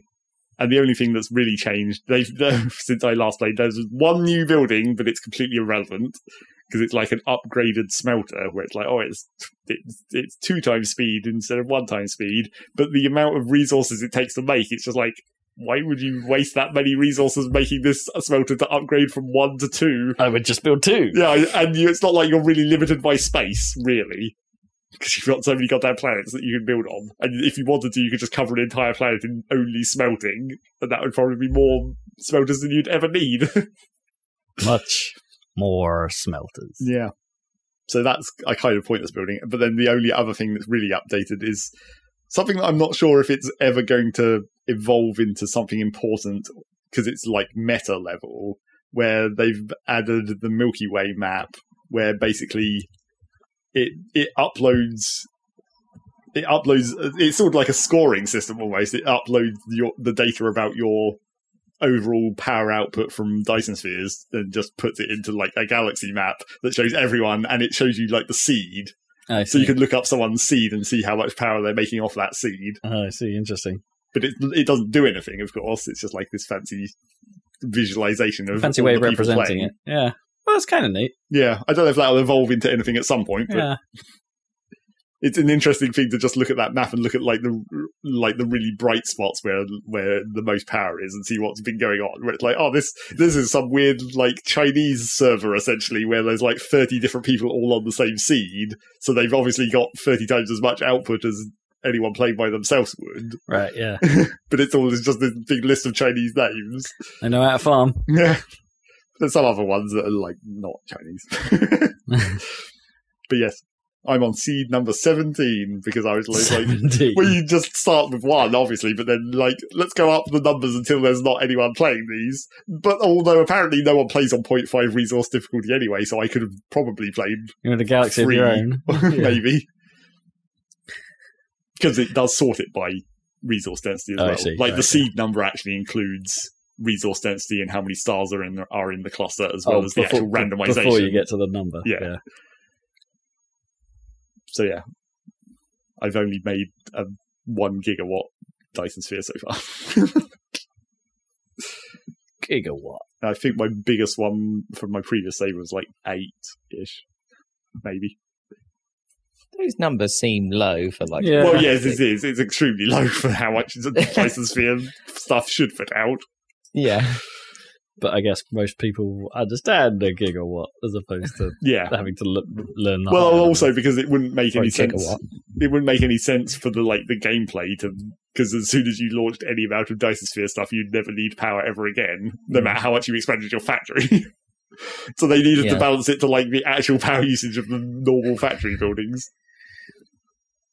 Because even you just have crappy suns. That's all it is. Well, I mean, there is that. Like, basically, every time I've built a sphere, it's been around a more powerful than the starter system sun for sure. You are a crappy sun. Said the daddy sphere to the Dyson sphere. So there's that, and I've mostly just been playing more Derg. Yep, just trundling into the mines of Deep Rock Galactic and wandering around. I'm definitely at the point where I'm just like, it's getting towards the point of the Left 4 Dead problem of like, difficulty 3 is way too easy and difficulty 4 is too much effort. Especially solo. I made you play solo that much, really. Well, it's a decent game, but like, I can't imagine. I don't want to play that solo. Well, I mean, I think it like, because I've been thinking about starting to play solo driller, because I've been playing solo gunner, and that seems like it's going to be way harder, because like the driller doesn't really have any traversal stuff apart from just digging directly digging tunnels to things. I mean, which is going to make it much harder to like get things up on walls and all that kind of stuff. You'll have to like dig into the wall and come up behind it. Just drill a hole through it. Which is going to be in rampy, spirally fashion. Yeah, it's going to be way more awkward because, like, the gunner, as I said before, I think is probably the like best solo character just for the zip line. Yeah, because it's so much more, and I guess the guns. Like if you want to use the minigun, you obviously never have to reload that, which helps as long as you don't overheat it. That helps you when you're solo because then obviously you're not having to wait for reloads. But if you change the autocannon, that has a really long reload sequence, but because it's like splash damage and it does a ton of damage, direct damage as well, that is very useful to go with that as well. But yeah, it's mainly the zip line. And I guess he has the shield as well. I think I said that before. It's like those two things as your support tools makes it a much more viable solo character than any of the other ones, probably. Sure. Apart from maybe the engineer, because turrets, obviously. Yeah. You face the swarms on your own, and you can almost platform anywhere. Yeah. As we discovered on that mission that me and Rob did the other day. Oh my god. I had to build such an enormous platform spiral to try and get out of this hole. Yeah, I don't think I've ever seen a cave spawn in that way, where it's just like an almost vertical shaft straight cylinder, down. Yeah. I've seen some vertical rooms, but they were more like two rooms stacked on top of each other with a hole in the middle. Whereas this was just literally just a shaft that went down miles. That was a bit of a toughie because I panicked a bit because it was. Well, it wasn't helped by the fact that it was also a low oxygen mission. Yeah. So when we were on the escape part and we had to climb back up that, and the mule had already left, so we didn't have a mobile oxygen source. So we were just like calling in drop pods of ammo, but not for the ammo, for the oxygen. Yeah, that was toughie. But it was quite fun though. Yeah. It's kind of they're kind of the moments you want from a game like that. You want the sort of panic rather than both of us being leeched at the same time. You know? Yes, that was the start of that session where we just sucked. Yeah, that was the least good outcome. They basically have the Barnacles. Yeah, barnacles or the tongue guy from Left 4 Dead, whatever that was called. Smokers. Yeah, the smokes. Yes, that just ends your run very quickly. Yep. I was wondering about, like, because you have the different perks. There's obviously the one that warns you when you're about to get grabbed, which is one way to solve that problem. Kind of, except it doesn't give you that much warning, and you do have to, like, very quickly identify where it is and shoot it before it grabs you, which can sometimes still be a struggle, even if you know it's about to happen. And also, sometimes that warning can be, like, for other things. Like the when you're in the sand caves and it has that sand shark thing that jumps up and grabs you. Oh, right. It's the same warning, so you don't know whether you're looking up or down. So that can be kind of bad. But I was thinking, like, there's that... So when you hear that, does that mean you're pretty much guaranteed to get grabbed? Like, you can't just dodge at that point? It depends. Like, with the barnacle, the cave leeches, because they extend downwards and they only have, like, a certain zone, sometimes if you get that warning and instantly walk backwards, you'll just immediately go out of their range again. Mm. So you can deal with it that way, kind of. But oftentimes you've already taken, like, several steps forwards and it's already halfway down. But I was thinking, like, maybe the other perk that I don't know if it would be a viable option was the one where you can get back up for 6 seconds when you go down. Because then I was wondering if that would have helped us in our situation. Is 6 seconds long enough to res someone, though? I'm not sure. It would probably be close. Huh. And you'd have to be, like, right next to them, which in some cases we were, because we both died from the same fucking cave leech. that was stupid. And also, I don't know if you can res someone in that state.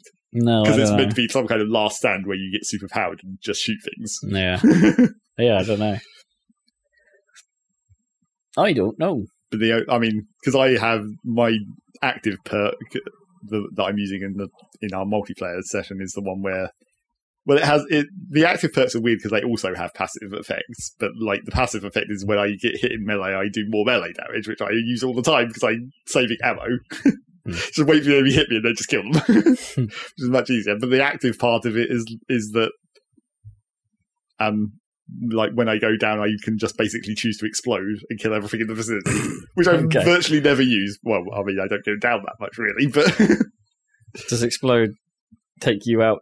Well, you're already down. Yes, there isn't really a permanent out. No, that's the weird thing about going down in that game. It's like the enemies will keep fighting you, but you never die. Yeah. Which we used on a couple of occasions when Rob went down miles away, and I was just like, well, I'll get to you in a minute. Yeah, while the swarm gathers on my corpse, and I'm sitting here going, hello! As the dwarves do. Yeah. I love the dwarf voices. And the mystery voice. The mystery voice. That's probably Carl. Probably. The ghost of Carl. Yep. Mysterious Carl. For Carl! And I don't know what the reference is, like, it might be Kickstarter backers or something, I guess, maybe. But there's also, you hear on the occasional reference to Whale Piper. Like, when you find those dead corpses that are hidden, when you, like, scan the helmet and you find the secret corpse, occasionally they'll say that it's I'll get your armor back home, Whale Piper. But it seems to be like a name, not a, like... John or something. So there's some other person. It's not just Carl. Whale Piper just loses his arm all the time. Or dies a lot. But there's a couple of other situations where they'll reference Whale Piper. Whale Piper. I can't wait for that game to get more updates. It's one of those. Apparently, it's like they've done a lot of work to it since it came out, but also I can't wait for there to be more. Well, it seems like we sort of came in at a like long pause where it's just like they're doing the modding update, but then the one after that is like a lot of content. Yeah, sounds like at least one new weapon for everyone for a start, and that's like quite significant. Sounds big. And I think they've hinted. I don't think they've said there's going to be a new environment, but they've said there's going to be a new mission type. Oh, good. Oh, maybe good. Some of those missions are better than others.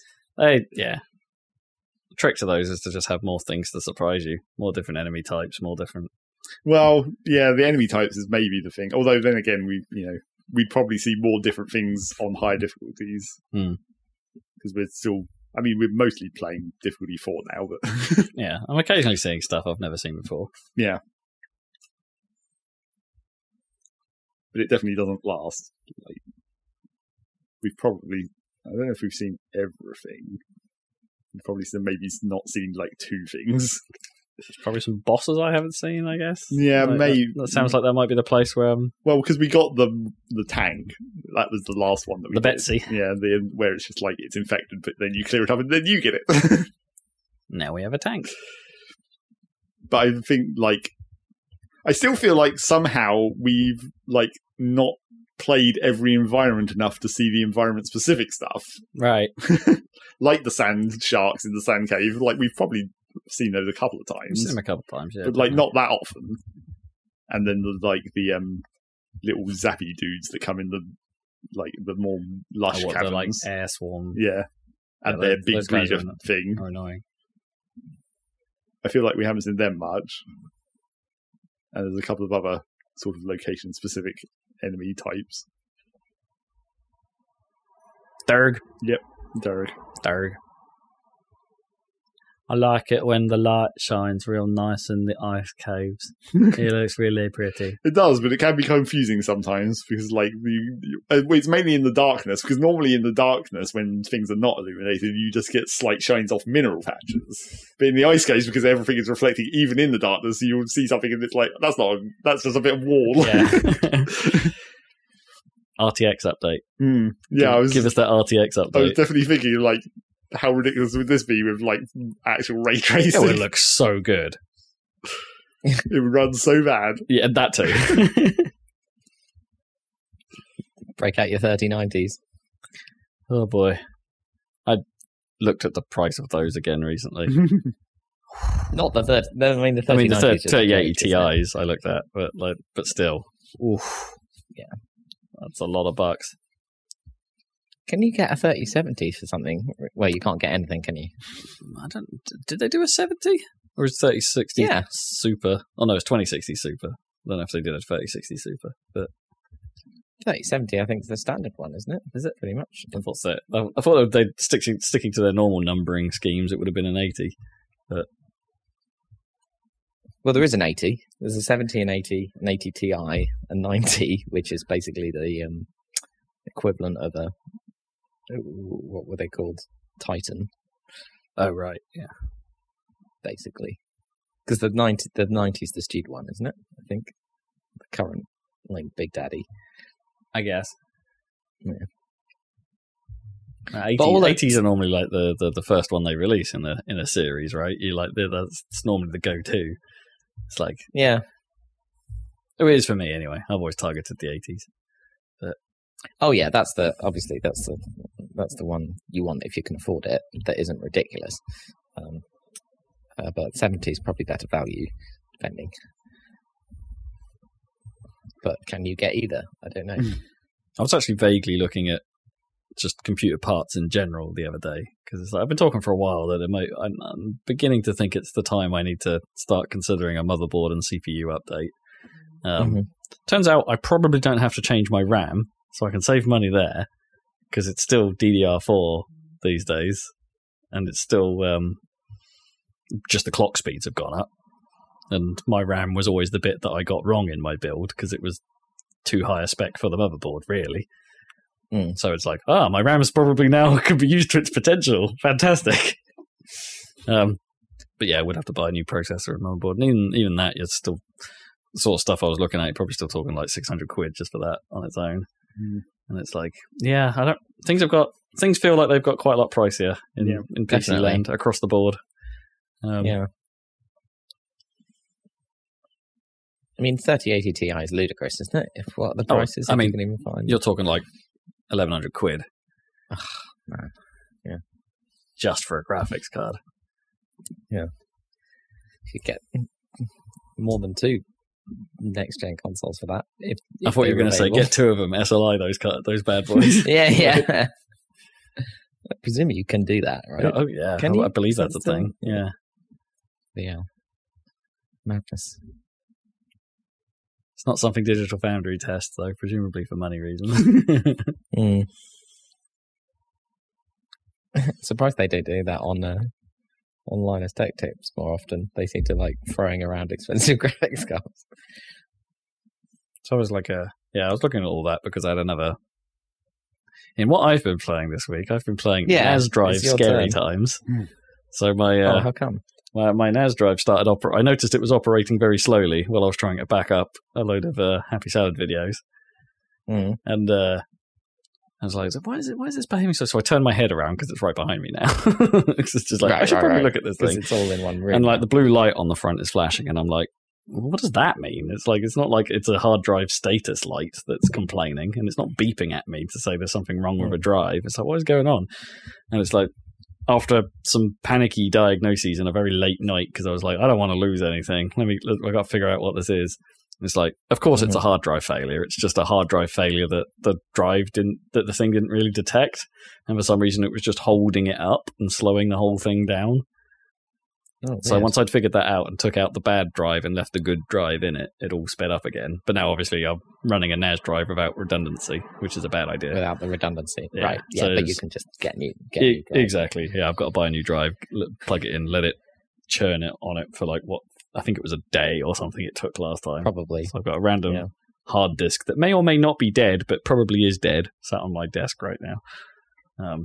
If I fix this up, you can solve your storage problems once and for all, Zach, with an extra 3 terabytes. Well, I don't know if I have the cables inside the box inside my thing to attach to it. I mean, it's pretty standard. It's yeah, I meant I might not SATA. have any left. Like I might only have one hard disk cable to attach to my 2 hard disks. I might not have SATA power, but I've definitely got spare SATA regular cables. And then you've got no excuse for not installing Valorant. We will get there one day. So I was playing that game. That was a bit of a squeaky bum time moment. It's like, I really don't want to lose what's on that system. It was partly because at one point I thought the NAS drive was reformatting itself. It's like, don't do that. But it's like, no, it turns out there's a specific area of one of the drives that it sets aside for exactly that, where it's like it installs its own operating system to one of the drives. So it's like, I was a bit worried that it's like, oh god, no, don't do that. Like, I don't know what you're doing to my disk. And it's like, no, it's fine. It's like it's a designated area for that stuff. So there was that.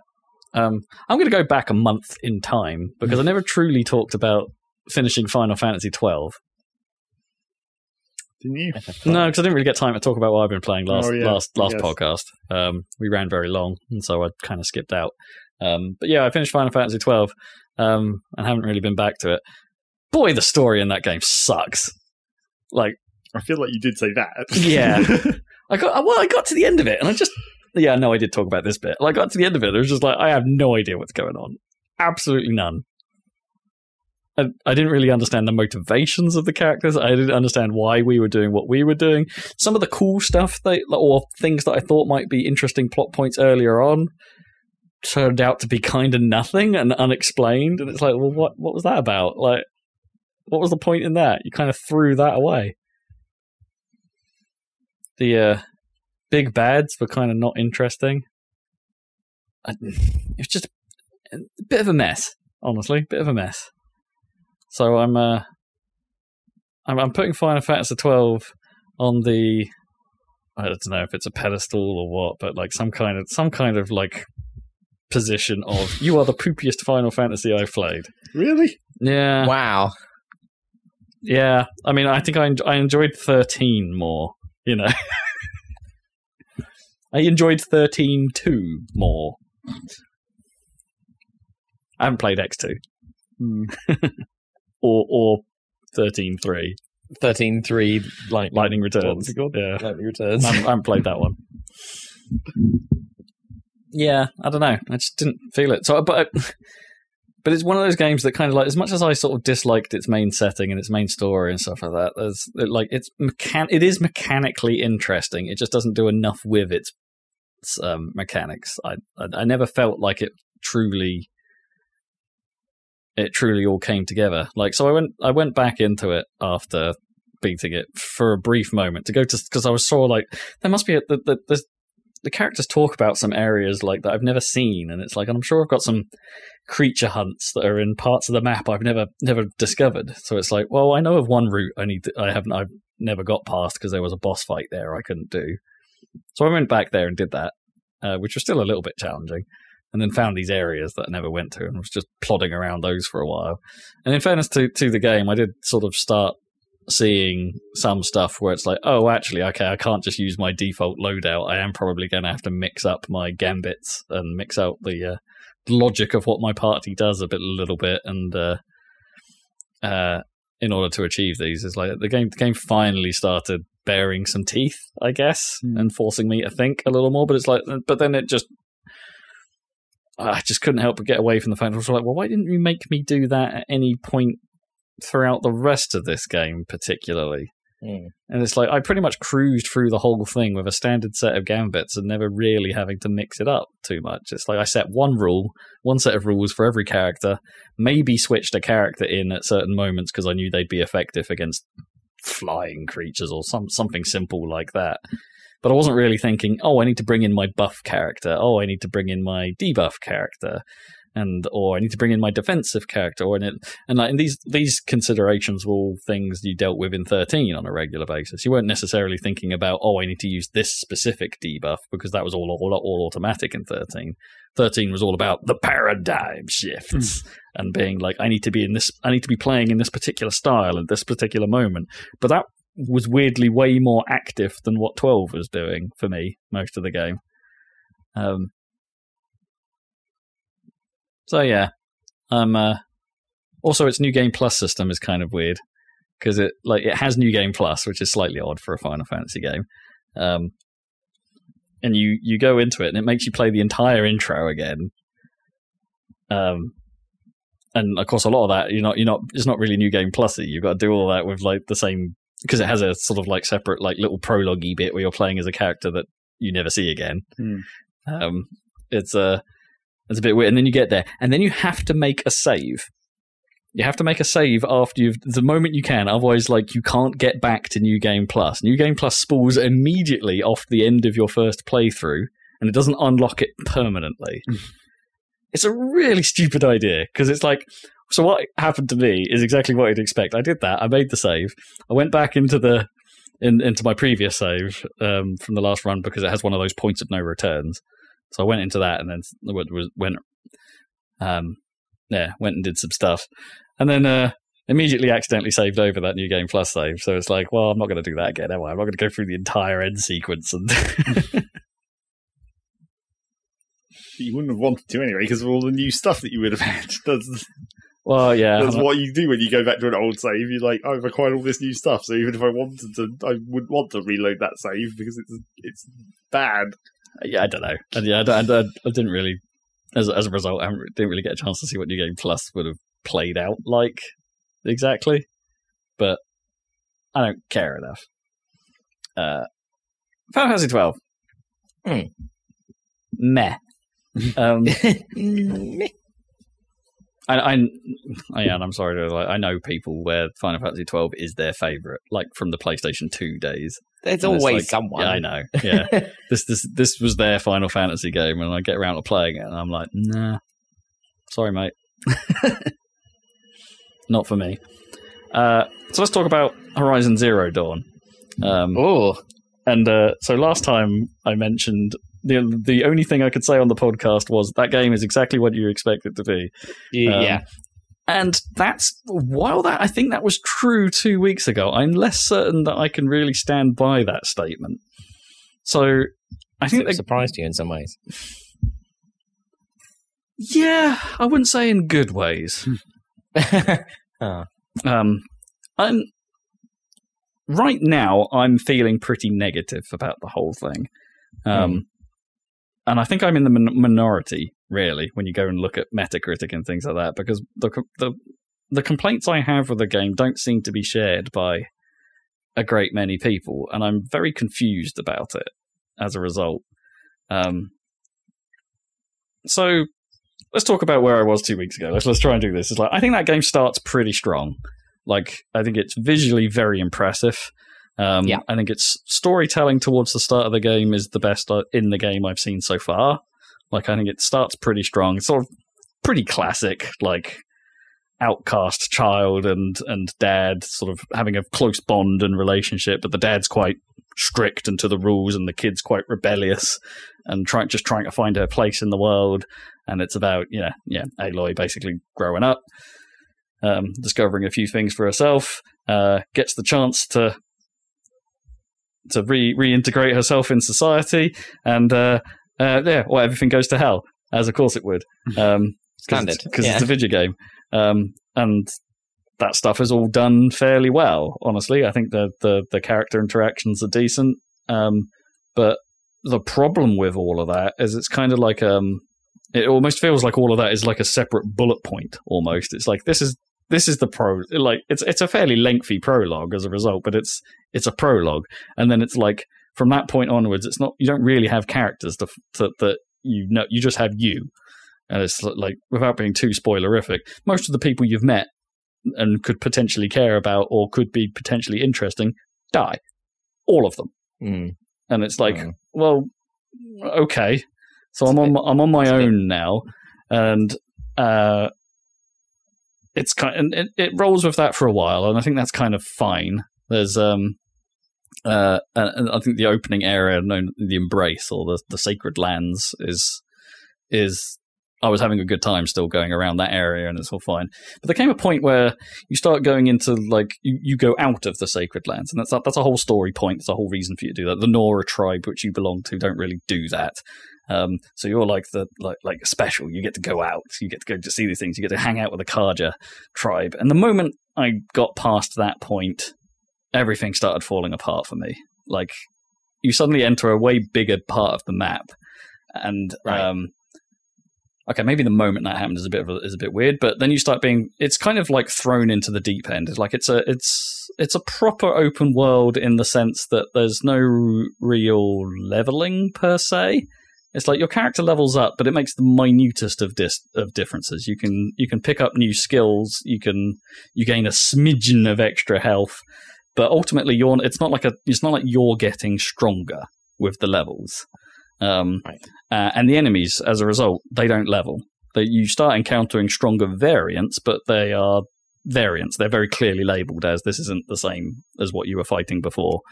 Like the Scrappers effectively get upgraded to Ravagers, and they're bigger and stronger and fight differently. And there are, I guess, genuses of machine animal types. Yeah, of the machine.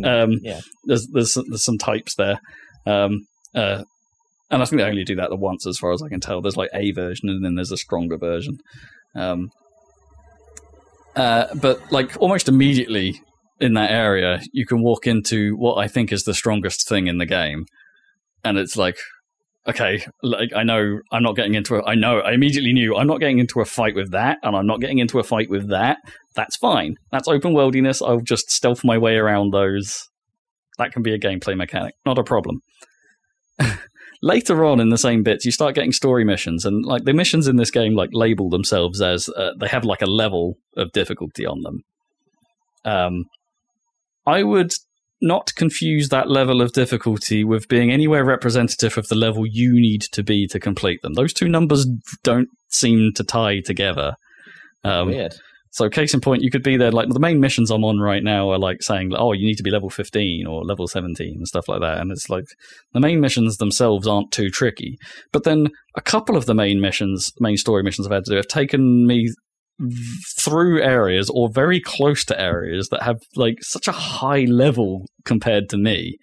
Like, so like one of the missions I had to try and get to, like it takes you through an area which is clearly marked on the map as this is a level 37 area. And I'm sat there as a level 20 odd character trying to get to a level 15 mission, being like, why on earth is this here? Right, yeah. This is a really bizarre, like, sudden spike in difficulty. Like, yeah, you can stealth your way around it, but the creature that is in this particular area has vision for days. And it's like, and if you just get spotted, you're going to get bombarded by rocks from the sky and probably die.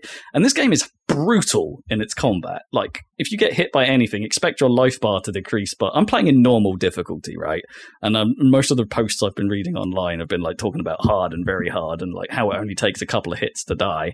And I'm like, it takes a couple of hits to die in normal mode. That doesn't seem to make any bloody difference. It's like it's Dark Souls-y, I guess, in that regards. Like, getting hit hurts a lot. And you have the health system is like, you have like fill up a medicine pouch, and you can press up on the D-pad to start healing from it. So your medicine bar goes down and your health starts going up. And I think at the moment I've got like 2 extra health bars, but it's like, that's a period of time that has to be spent healing. Right, because in the action takes an animation and stuff, does it? No, it doesn't. It doesn't really have it. Okay, this is kind of hard to explain. It's not like there's an animation, but if you start that process, it's like an interrupt. So if you were in the middle of doing something, you just sort of stop. If you were sprinting and you say heal, please, it kind of stops you from sprinting. But she doesn't really do anything. The process like starts immediately, but it kind of interrupts what you were in the middle of. Right. Which is frustrating. And then the bar moves it over time once you've started that process. So it's not really, it's not like a full-on drink an Estus flask animation or anything like that. It's Right. But anyway, yeah, you can get taken out pretty damn quickly. There are, there's certain enemies I've stumbled across where it's just like, I find the combat extraordinarily frustrating. It's like, it's fine when you're facing things one-on-one. Like, it really is. Like, the combat can be fairly challenging. And it's about dodging at the right moments, which is a whole thing in itself, because they have a little telegraph flash, which isn't the moment you're supposed to dodge. That just means they're going to attack, and then the attack can be some time later. So learning where the actual attacks, that the time of which attacks hurts you and doesn't hurt you, is kind of finicky and weird. And then some enemies have hit zones that are way bigger than they look, which I hate. That is like, when you're a tiny person fighting against a big thing, I kind of need to be able to judge distance properly, and I feel like I can't do that in this game. Especially against the goddamn Rock Breaker. To hell with that thing. His hit zone is way bigger than he is, and that sucks. Same with area of effect attacks. Rock Breaker, yeah. He's like a diggy, sandwormy type thing. Same with area of effect attacks. Sometimes they paint a little area on the floor, which you get out of, and then it fires, and you still get hurt, and that sucks. There are times where I've hit something that's been slightly stunned or isn't in the middle of an animation. I've ran up and hit it, and I've got hurt, and I'm like, what the hell just hit me? And this is all just on the one-on-one fighting. Like, there are some cool systems here. Like, don't get me wrong. There are some, like, I like the ability to, like, target a specific thing on the body of it and perhaps get an advantage. It's like, oh, that guy's got a blaze canister on its back. If I hit that with a fire arrow, I could pierce that, and then after a while, that's going to explode and deal damage to everything around me. So I've got to hit that, run the hell away, and then it's going to go boom, and then it'll do. But it doesn't, like, most of those things don't kill stuff outright. It just does a fair amount of damage. And against this thing, I know I can rope it down in a few hits, and then that will open up where I can either zap it hit it with a shock dart to a shock canister, or I can just run up and stab it in the face.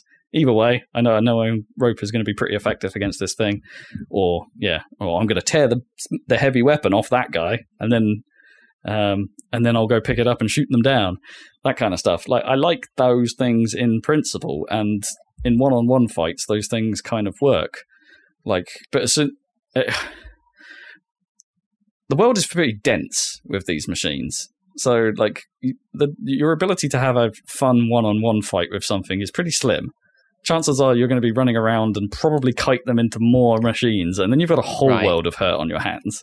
You're kind of bound to aggro things. Yeah. Like just moving around the environment. Oh, exactly. And then, so I'm like reading things online, and people say, well, put your traps down. Like, the key to this game is killing things quickly. And it's like, well, fine, but like putting traps seem totally ineffective to me. Like, they never seem to do very much to things. Like, especially if you put down like the tripcaster wires, which like are kind of tutorialized towards the early parts of the game. And then I've put them down later on in the game, and things just casually walk over them like they were nothing. And it's like, well, why the bloody hell am I trying to use this thing? Right. I don't know. I feel like I'm missing something big, like some core way I should be playing this that the game has just never made apparent, and I'm really struggling with it. But yeah, but like, maybe and also this is it, right? Yeah. I mean, Yeah. maybe this is the game. Yeah, maybe this is the sort of like Dark Souls inspiration that's probably been somewhat poorly executed. I don't know. It's like I just wish the world was a bit more obvious when I was walking into an area I really can't be dealing with right now. I wish it was more clear about progressing things at a relative rate. Like, so there's these areas called cauldrons that are a little bit like, there aren't many of them, but they're like dungeons, and they're kind of like, you need to commit to this dungeon kind of thing. And then you go in, and then there's a boss fight at the end. But there's been a couple of times where I've committed to that thing, got to the boss fight, and be like, this is impossible. I cannot fight this thing right now in my current state. I'm probably going to need to come back to this later, at which point I revert to a save, like multiple attempts and maybe an hour earlier, and it's like, well, that's all wasted time. Yeah, I don't know. And like, since I left the start of the game, the story's not been all that compelling. I'm not, without going into spoiler territory, it's pretty much exactly what you expect it to be. You know, like how I opened this segment. It's that. You kind of know where it's going. Yeah. I haven't had any real surprises with it. But yeah, it's a good looking game. I'll give it that. I mean, that's obviously not enough, but like, it's got some stuff going for it, but it just, I don't know. I mean, Gnome has sounds like quite a few frustrations. Yeah, Gnome has said over, like, I've been playing it for like 4 weeks now, and like I'm about 26 hours in. Gnome has been saying, it's like, I admire your persistence.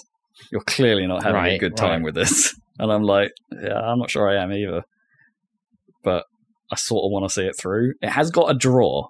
Like, despite all of that, I kind of want to be playing it. Which, you know, the draw is a thing I can never really fully understand or quantify. Why I'm drawn, why I want to keep putting myself through this. And it's like, I don't think I'm having a great amount of time, but in this case, it's clearly not achievements. Oh no, yeah, it's not achievements, and it's like most of the trophies are hidden anyway, so I don't even know what I'm supposed to be doing to get them. There's some obvious collectibles and things like that, but I'm not going to go out of my way to hunt those down. I mean, I still do if I'm nearby, but like they're just right there. But I don't think I'm going to 100% that, not by any stretch. No. So yeah, I don't know. I mean, the worst thing I can think of, like to describe the clunkiness of the combat, is that, one of the weirder things, like things don't necessarily feel like they always come together, but like one of the weirder ones is like, so you can rope down a creature, right, as I explained earlier, and they get like sort of lay down on the floor for a while, but it's a very temporary condition, as are most conditions in this game. They are temporary. They do not last practically any time at all. So again, another problem with you're facing multiple things at once scenario. If I status effect one of them and I don't act on that status effect immediately, it's a wasted status effect because I've got to battle all these other things around me, compounding the issue. It's kind of a bad scene. Running away is probably your best action. But yeah, you rope down a guy, and then you run up to him and you stab him a bit. And if you so you have this like critical hit action, which is it goes into a sort of little like cinematic camera angle of you stabbing them, and it does quite a lot more damage in the single stab. But every time you damage something that's roped down, you're reducing the amount of time that they're roped down for. So you do that, and if like your action was the thing that broke them out of the ropes, for say, you get this weird awkward pause where like the creature frees himself, but I'm left unable to do anything for like a second or a second and a half, like just standing there, and I'm like, I could probably be running away right now, game, Can I go now? No? All right, let's go. And it's like, it's just really odd. It's like, why did this make the cut? Like, for such a... It just feels... There are decisions in this game that just seem baffling and that they didn't get sorted out. Do you think it's something that... Oh, the inventory bloody sucks as well. Oh, right, yeah. So you have, like... You can carry... You have 4 weapons at a time that are on a weapon wheel, but each one of those weapons has, like, up to 3 ammo types in them. So it kind of makes sense that you can only set 4 at the time. But the style of the game and the way you're having to juggle what you can and can't do all the time means I'm jumping in and out of the main inventory menu, swapping weapons out all the goddamn time. It's like it could really have benefited from having, like, here's your weapon wheel. Oh, and here's an alt weapon wheel, where I could just have all of them accessible at any one time, because there's no penalty for jumping into the menu and just swapping them out in pause, effectively. And it's like, but why? That's a really annoying process. I've got to push the touchpad on the controller. I've got to tab across to my inventory screen. I've got to go into the weapon thing. I've got to pick my weapon. I've got to assign it a slot. And then I can go back into the fight and have a go. And it's just like, why do that? Like, it's just like, if you're designing your game where I'm going to need to be utilizing everything that's available to me, Doom style, I guess. Yeah. Then why not make it have some method of making easy to do? Yeah. And it's infuriating. Sorry, I interrupted a question somewhere in there. No, I was on a bit of a rant. Yeah, I'm just wondering whether, like, there's hope that these things are going to get streamlined maybe in the sequel or in Forbidden West. Yeah, I don't know, because I have to say, like, I saw Gary playing some Horizon Zero Dawn, and I was like, yeah, it's pretty, but it looks annoying. Yeah, like some of the things he was having to do, constantly running away and trying to pick off people on a base or something, and it was like, yeah, I think he'd just come off playing at the time, like Breath of the Wild, and obviously it's quite hard to, like, open world or whatever. I mean, that's some similarities. That is a strategy you can abuse somewhat, like against creatures that can be stealth killed in one. You do have an incredibly powerful lure. Like, so you just hang out in some grass and whistle, and then a single nearest thing will come towards you. Like, it doesn't pull in a crowd reliably. Or anything. Right. Yeah, okay. It will pretty reliably only pull one thing. So you can stealth kill it out of the grass. But then this is where kind of, like, the stealth system has problems as well for me, where it's like, so it has this, it doesn't telegraph this or tell you about it, but I'm pretty sure it has a system whereby if you kill something out of stealth, or if someone believes you're in a certain area, stealth, because there's long grass everywhere, and that's basically your stealth area. And there's a little indicator on screen that says whether you can be seen or not. Not by anyone in particular, but like just like you're visible right now, or you're hidden. And it's like, if you do an action from long grass and someone sort of suspects you're there, the indicator turns to you're visible right now. And there's no area in that grass, that patch of grass, or like that suddenly that it seems to turn off the stealth ability of the grass. Right. And I find that really weird. Like, how can you see me right now? And sometimes that seems to happen without impetus, like or it feels like it happens without me doing an action from the grass that someone might suspect I'm there. And it's like, well, why is the stealth mode on this grass suddenly turned off? It's odd, and again infuriating, because it can ruin a stealth run on a base. Yeah. Because it's like, well, I'm hidden right now, aren't I? And I just haven't noticed that the indicator is turned to an open eye. Yeah. Visually, you're hidden, right? Yeah. It's really odd. Yeah, I got beef with this game. But I kind of want to finish it. Maybe it's like sunk cost fallacy, like of the year. I've put so many hours into this thing. It's like, I'm going to see it through now. You've got to see it to the end now. Sod ya. Yeah.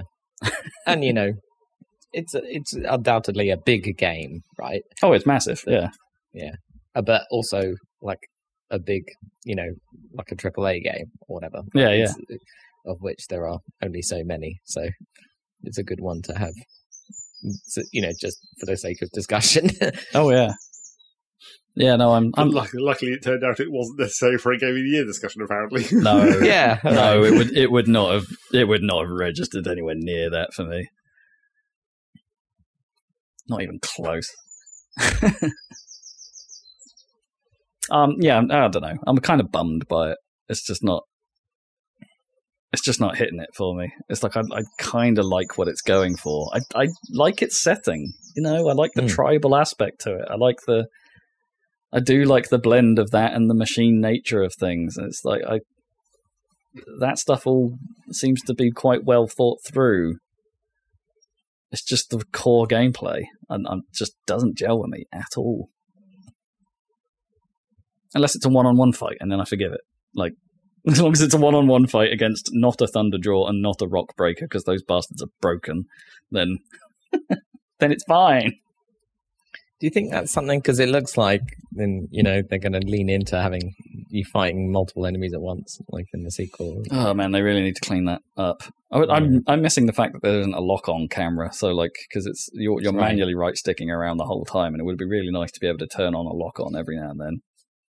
Because the environments are quite complex in places, and the camera's relatively close to Aloy, so it's quite easy to be running away from something, looking at the thing you're running away from, because you kind of need to see what it's about to do, and then just falling off a cliff. Yeah. That's happened to me several times. Oh, I got stuck in geometry a couple of times as well. I put some effort into a higher level than I was bandit camp, and had spent time, like, I'd pretty much annihilated everyone on the base, except for the main leader guy, who always carries around a rocket launcher type thing, as far as I can tell. Guaranteed. Rolled in between a gap between two wooden sticks, because I thought, oh, this would be pretty decent cover. Got stuck. Could not get out. There's like two guys left in this entire camp, and one of them just had the rocket launcher and just walks up to me and just explodes me. And it's like, well, that was a waste of half an hour of good stealth work. Infuriating.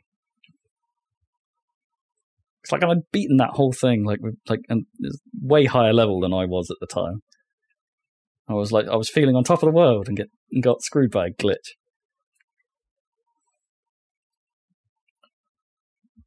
Maybe they should go back to making Killzone. British space Nazis. Yeah. Ahoy. Hey, they can make a decent graphics engine. I'll give them that. I mean, it powers Death Stranding. Oh, great. I mean, that definitely had a cool look, Death Stranding. Talking about weird cool story, though. Yeah. Talking about cool looks, I've had on a slightly lighter note, I had a brief excursion playing Burly Men at Sea on PlayStation, which is it's a little story-driven game where you're literally just making choices about. So it's almost like a choose-your-own-adventure storybook almost, but sort of presented with a very geometric art style, and some quality sound design, where it's basically almost entirely a cappella rather than the music. So like you meet a guy early on who's doing some metal work, and it's just him hitting some metal, going chink, chink, chink, and it's like, yeah, okay, I'm down for human noises in video games. All human noises. Yeah, okay. And most of the sound design is like that, and it's I've done a few loops of that. There's plenty of loops you can do, plenty of possibilities, and the game encourages you to do them all. It doesn't take very long to do a loop, so a good time. A nice sort of late evening game, I think. Where did you find that? That was available on PS Plus many a month ago, probably a long time ago now. But I believe that's also available on Steam. Yeah. It was a decent little game. As I said, you're not really doing a huge amount other than like occasionally moving around and clicking a thing to tell the story where to go, and then reading some text. But it's well written and well made, so can't really fault it. It does what it says on the tin. Have a nice time with some burly men at sea. Burly men at sea, yeah. Which is it's a great name for a video game. Burly. I haven't thought about the burliness of fishermen, but I guess they're pretty burly. Pretty burly, yeah. Yeah. Is there any gameplay element of burliness? Do you have to increase your burliness? Or they just, no, I don't that's the think state that they are? you increase your burliness. It's You just kind of remain burly. it's just a fact that they are hardened sea veterans looking for more adventure. I guess rather than fishing. Isn't that adventure enough? No, apparently not. Apparently not. Every adventure starts with you being eaten by a whale. That's like step one. Oh, okay. Step one, get eaten. Does it transport you to a different place in the world? There's multiple ways to escape from the whale, so that's like your first choice. Okay. Right. That's going to just about do it. That do it for this week? Do it for me. Unless you've been playing some stuff. Cool, yeah. I've just been playing Breath of the Wild. I don't know Hey. what there is to say about it's a pretty good game. Some might say game of the year. Yeah, I would argue that it would probably be a game of multiple years, potentially. People... that's not how game of the years work, but, you know. Yeah, I know. Yeah, arguably you could say that. Yeah. It's pretty good. I remember it being pushier about sending you to like Zora's Domain at the start, but it actually doesn't. It sort of just sends you to Kakariko Village. Oh, It's just because it's convenient. Kakariko Village. Yeah, it's just And, convenient. like, I suppose. obvious. Yeah, it's the most like obvious one, I guess. Yeah, it definitely. I definitely remember it leading me to Kakariko, like feeling it that way, and then Zora seemed like the obvious next place to go. Seems like the obvious, but then it sends you to the village on the, by the sea. Well, not the fishing village, but the one on the where your house is. Oh, sure, Eventually. right. Hateno village or whatever. Which is actually quite far from Zora's Domain in a way. And then it with starts giving Spiral them... Beach. Past Yeah. that bit. Yeah. No. Yeah. Spiral Beach is on the other peninsula, the next up near Tarrytown and the other lab. Oh, yeah. Yeah. Oh, yes. The other tech lab. Yeah. Yeah. But yeah.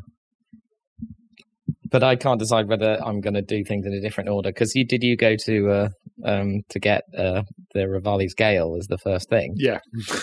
This time around. I know that's super useful, but also, like, I always forget that I have those powers. How could you forget Rivali's Gale? Well, it's because, like, the other reason you can't forget Rivali's Gale is because it's, like, not passive. Like, all the other ones, you just, like... two of the other ones are technically active, but you can't, like, not use them, essentially. Yeah, is Mifa's Grace automatic? Yeah. Yeah. When you die, you get health. And then the other two, you can't, like, not use them because they're just attached to a button that you're going to do anyway. I forget how I suppose the lightning is technically charge attack, which you don't do all the time. Yeah, but how do they all work? Were they all available to you once you unlocked them? Or did you have to switch one of them on? I forget. Well, you can toggle them on and off. So if you don't want to use them, you can just switch them off for a while. But you can use them all at once. Yeah. Yeah. I sort of forget. It's been a while. But it's like the Goron one, obviously you just can't not use, because as soon as you hold your shield, it turns on, which makes it incredibly annoying sometimes. You glow red, yeah. And it's like, you don't want to waste it. You don't want to have to remember to turn it on when you need it.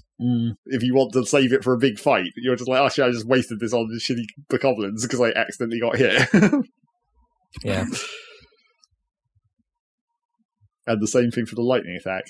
I mean, you may not use charge attacks that often, except for, I don't know, if you're cheesing things with spheres, because of the sphere charge bag. But then, if you accidentally use that, and you're just like, I wasted this lightning bolt of death on some shitty bokoblins as well. Although, on the other hand, that power is, like, possibly way too overpowered in some situations. It's like, I just entered this battle with, like, a mid-tier Lionel and just annihilated it instantly just by lightning striking it. I'm never going to finish that game. I don't own a copy, and you've gone digital. So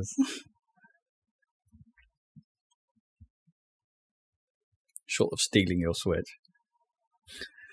Well, I mean, we keep saying that Dan just needs to give you his one once he's done with it. I'm playing it. Yeah, exactly. He's gone back to playing it. Never going to happen. Yeah, we'll get it back one day. Yeah, recommend that one. Took me a while. Just doing some hunting. I mean, I could buy a copy, but, Nintendo tax. Mm-hmm. You're going to get round to doing the DLC stuff. Well, I did the DLC stuff the first time around, but I didn't do I did the second half of, with the extra shrines and the dungeon and everything, but I didn't get to get the motorcycle thing. But I don't think I ever did the whole Master Trials thing, Infinite Dungeon. So maybe I should give that a go. What did you get? Yeah, you just get a Master Sword that doesn't. Do you? What is it? The Master Sword doesn't break. Well, no, it basically turns on the glow permanently, so it's always twice damage, essentially. And it breaks less, I think, but it still does run out. Still breaks, okay. What's the betting on the breaking mechanic still being as prevalent in Breath of the Wild 2? Probably change it. I think we said when we were talking about this before, it's just like, obviously they should just put in a crafting system and then they can keep the weapon breaking. Yeah. Solve that problem by giving us a new mechanic. But maybe make the breaking a little less frequent, because it was very frequent. I mean, maybe they'll bring this time travel mechanics to stuff so that you can unbreak things or something. Yeah, maybe. You take it to the unbreaking guy. Or just make... Yeah, I was like to say maybe it wouldn't be that fun, but make it just a temporary thing, like how stasis is temporary. Make it so that when weapons break, they don't entirely disappear; they just turn into a broken version. But then make it so you can temporarily use reverse stasis on your broken weapon and turn it back on for a while. I mean, yeah. That's better than what it was. Because I think if you're going to have a crafting system, they should stay as a broken form that you can repair. That would make sense as well to fit into that mechanic. I guess they'd have to think of something else for what makes the Master Sword special, though, right? Because that was kind of the fact that it did sort of become unusable, but then it comes back every now and then. Yeah, but that wasn't actually good, though. At least you didn't have to go find another Master Sword every time. Because that same problem as with the powers. It's like you waste the Master Sword on some shitty thing that you shouldn't have, and then when you need it, it's not there.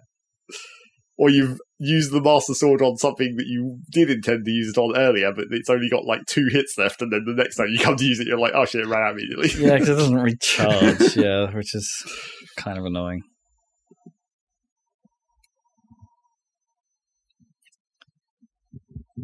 Zelda. Yep. It's pretty good. All right, I think that's going to do it for a podcast. Yeah. Thank you for joining us. Do check out our YouTube channel, as usual. What's our latest? More on the freelancer saga. You can be fully be-browned. Yeah, if you want to get be-browned, check out our latest uploads and our website, happysalad.net. And we'll be back a couple of weeks with another Saladcast. Correct. This information is factually right. It is correct. Goodbye.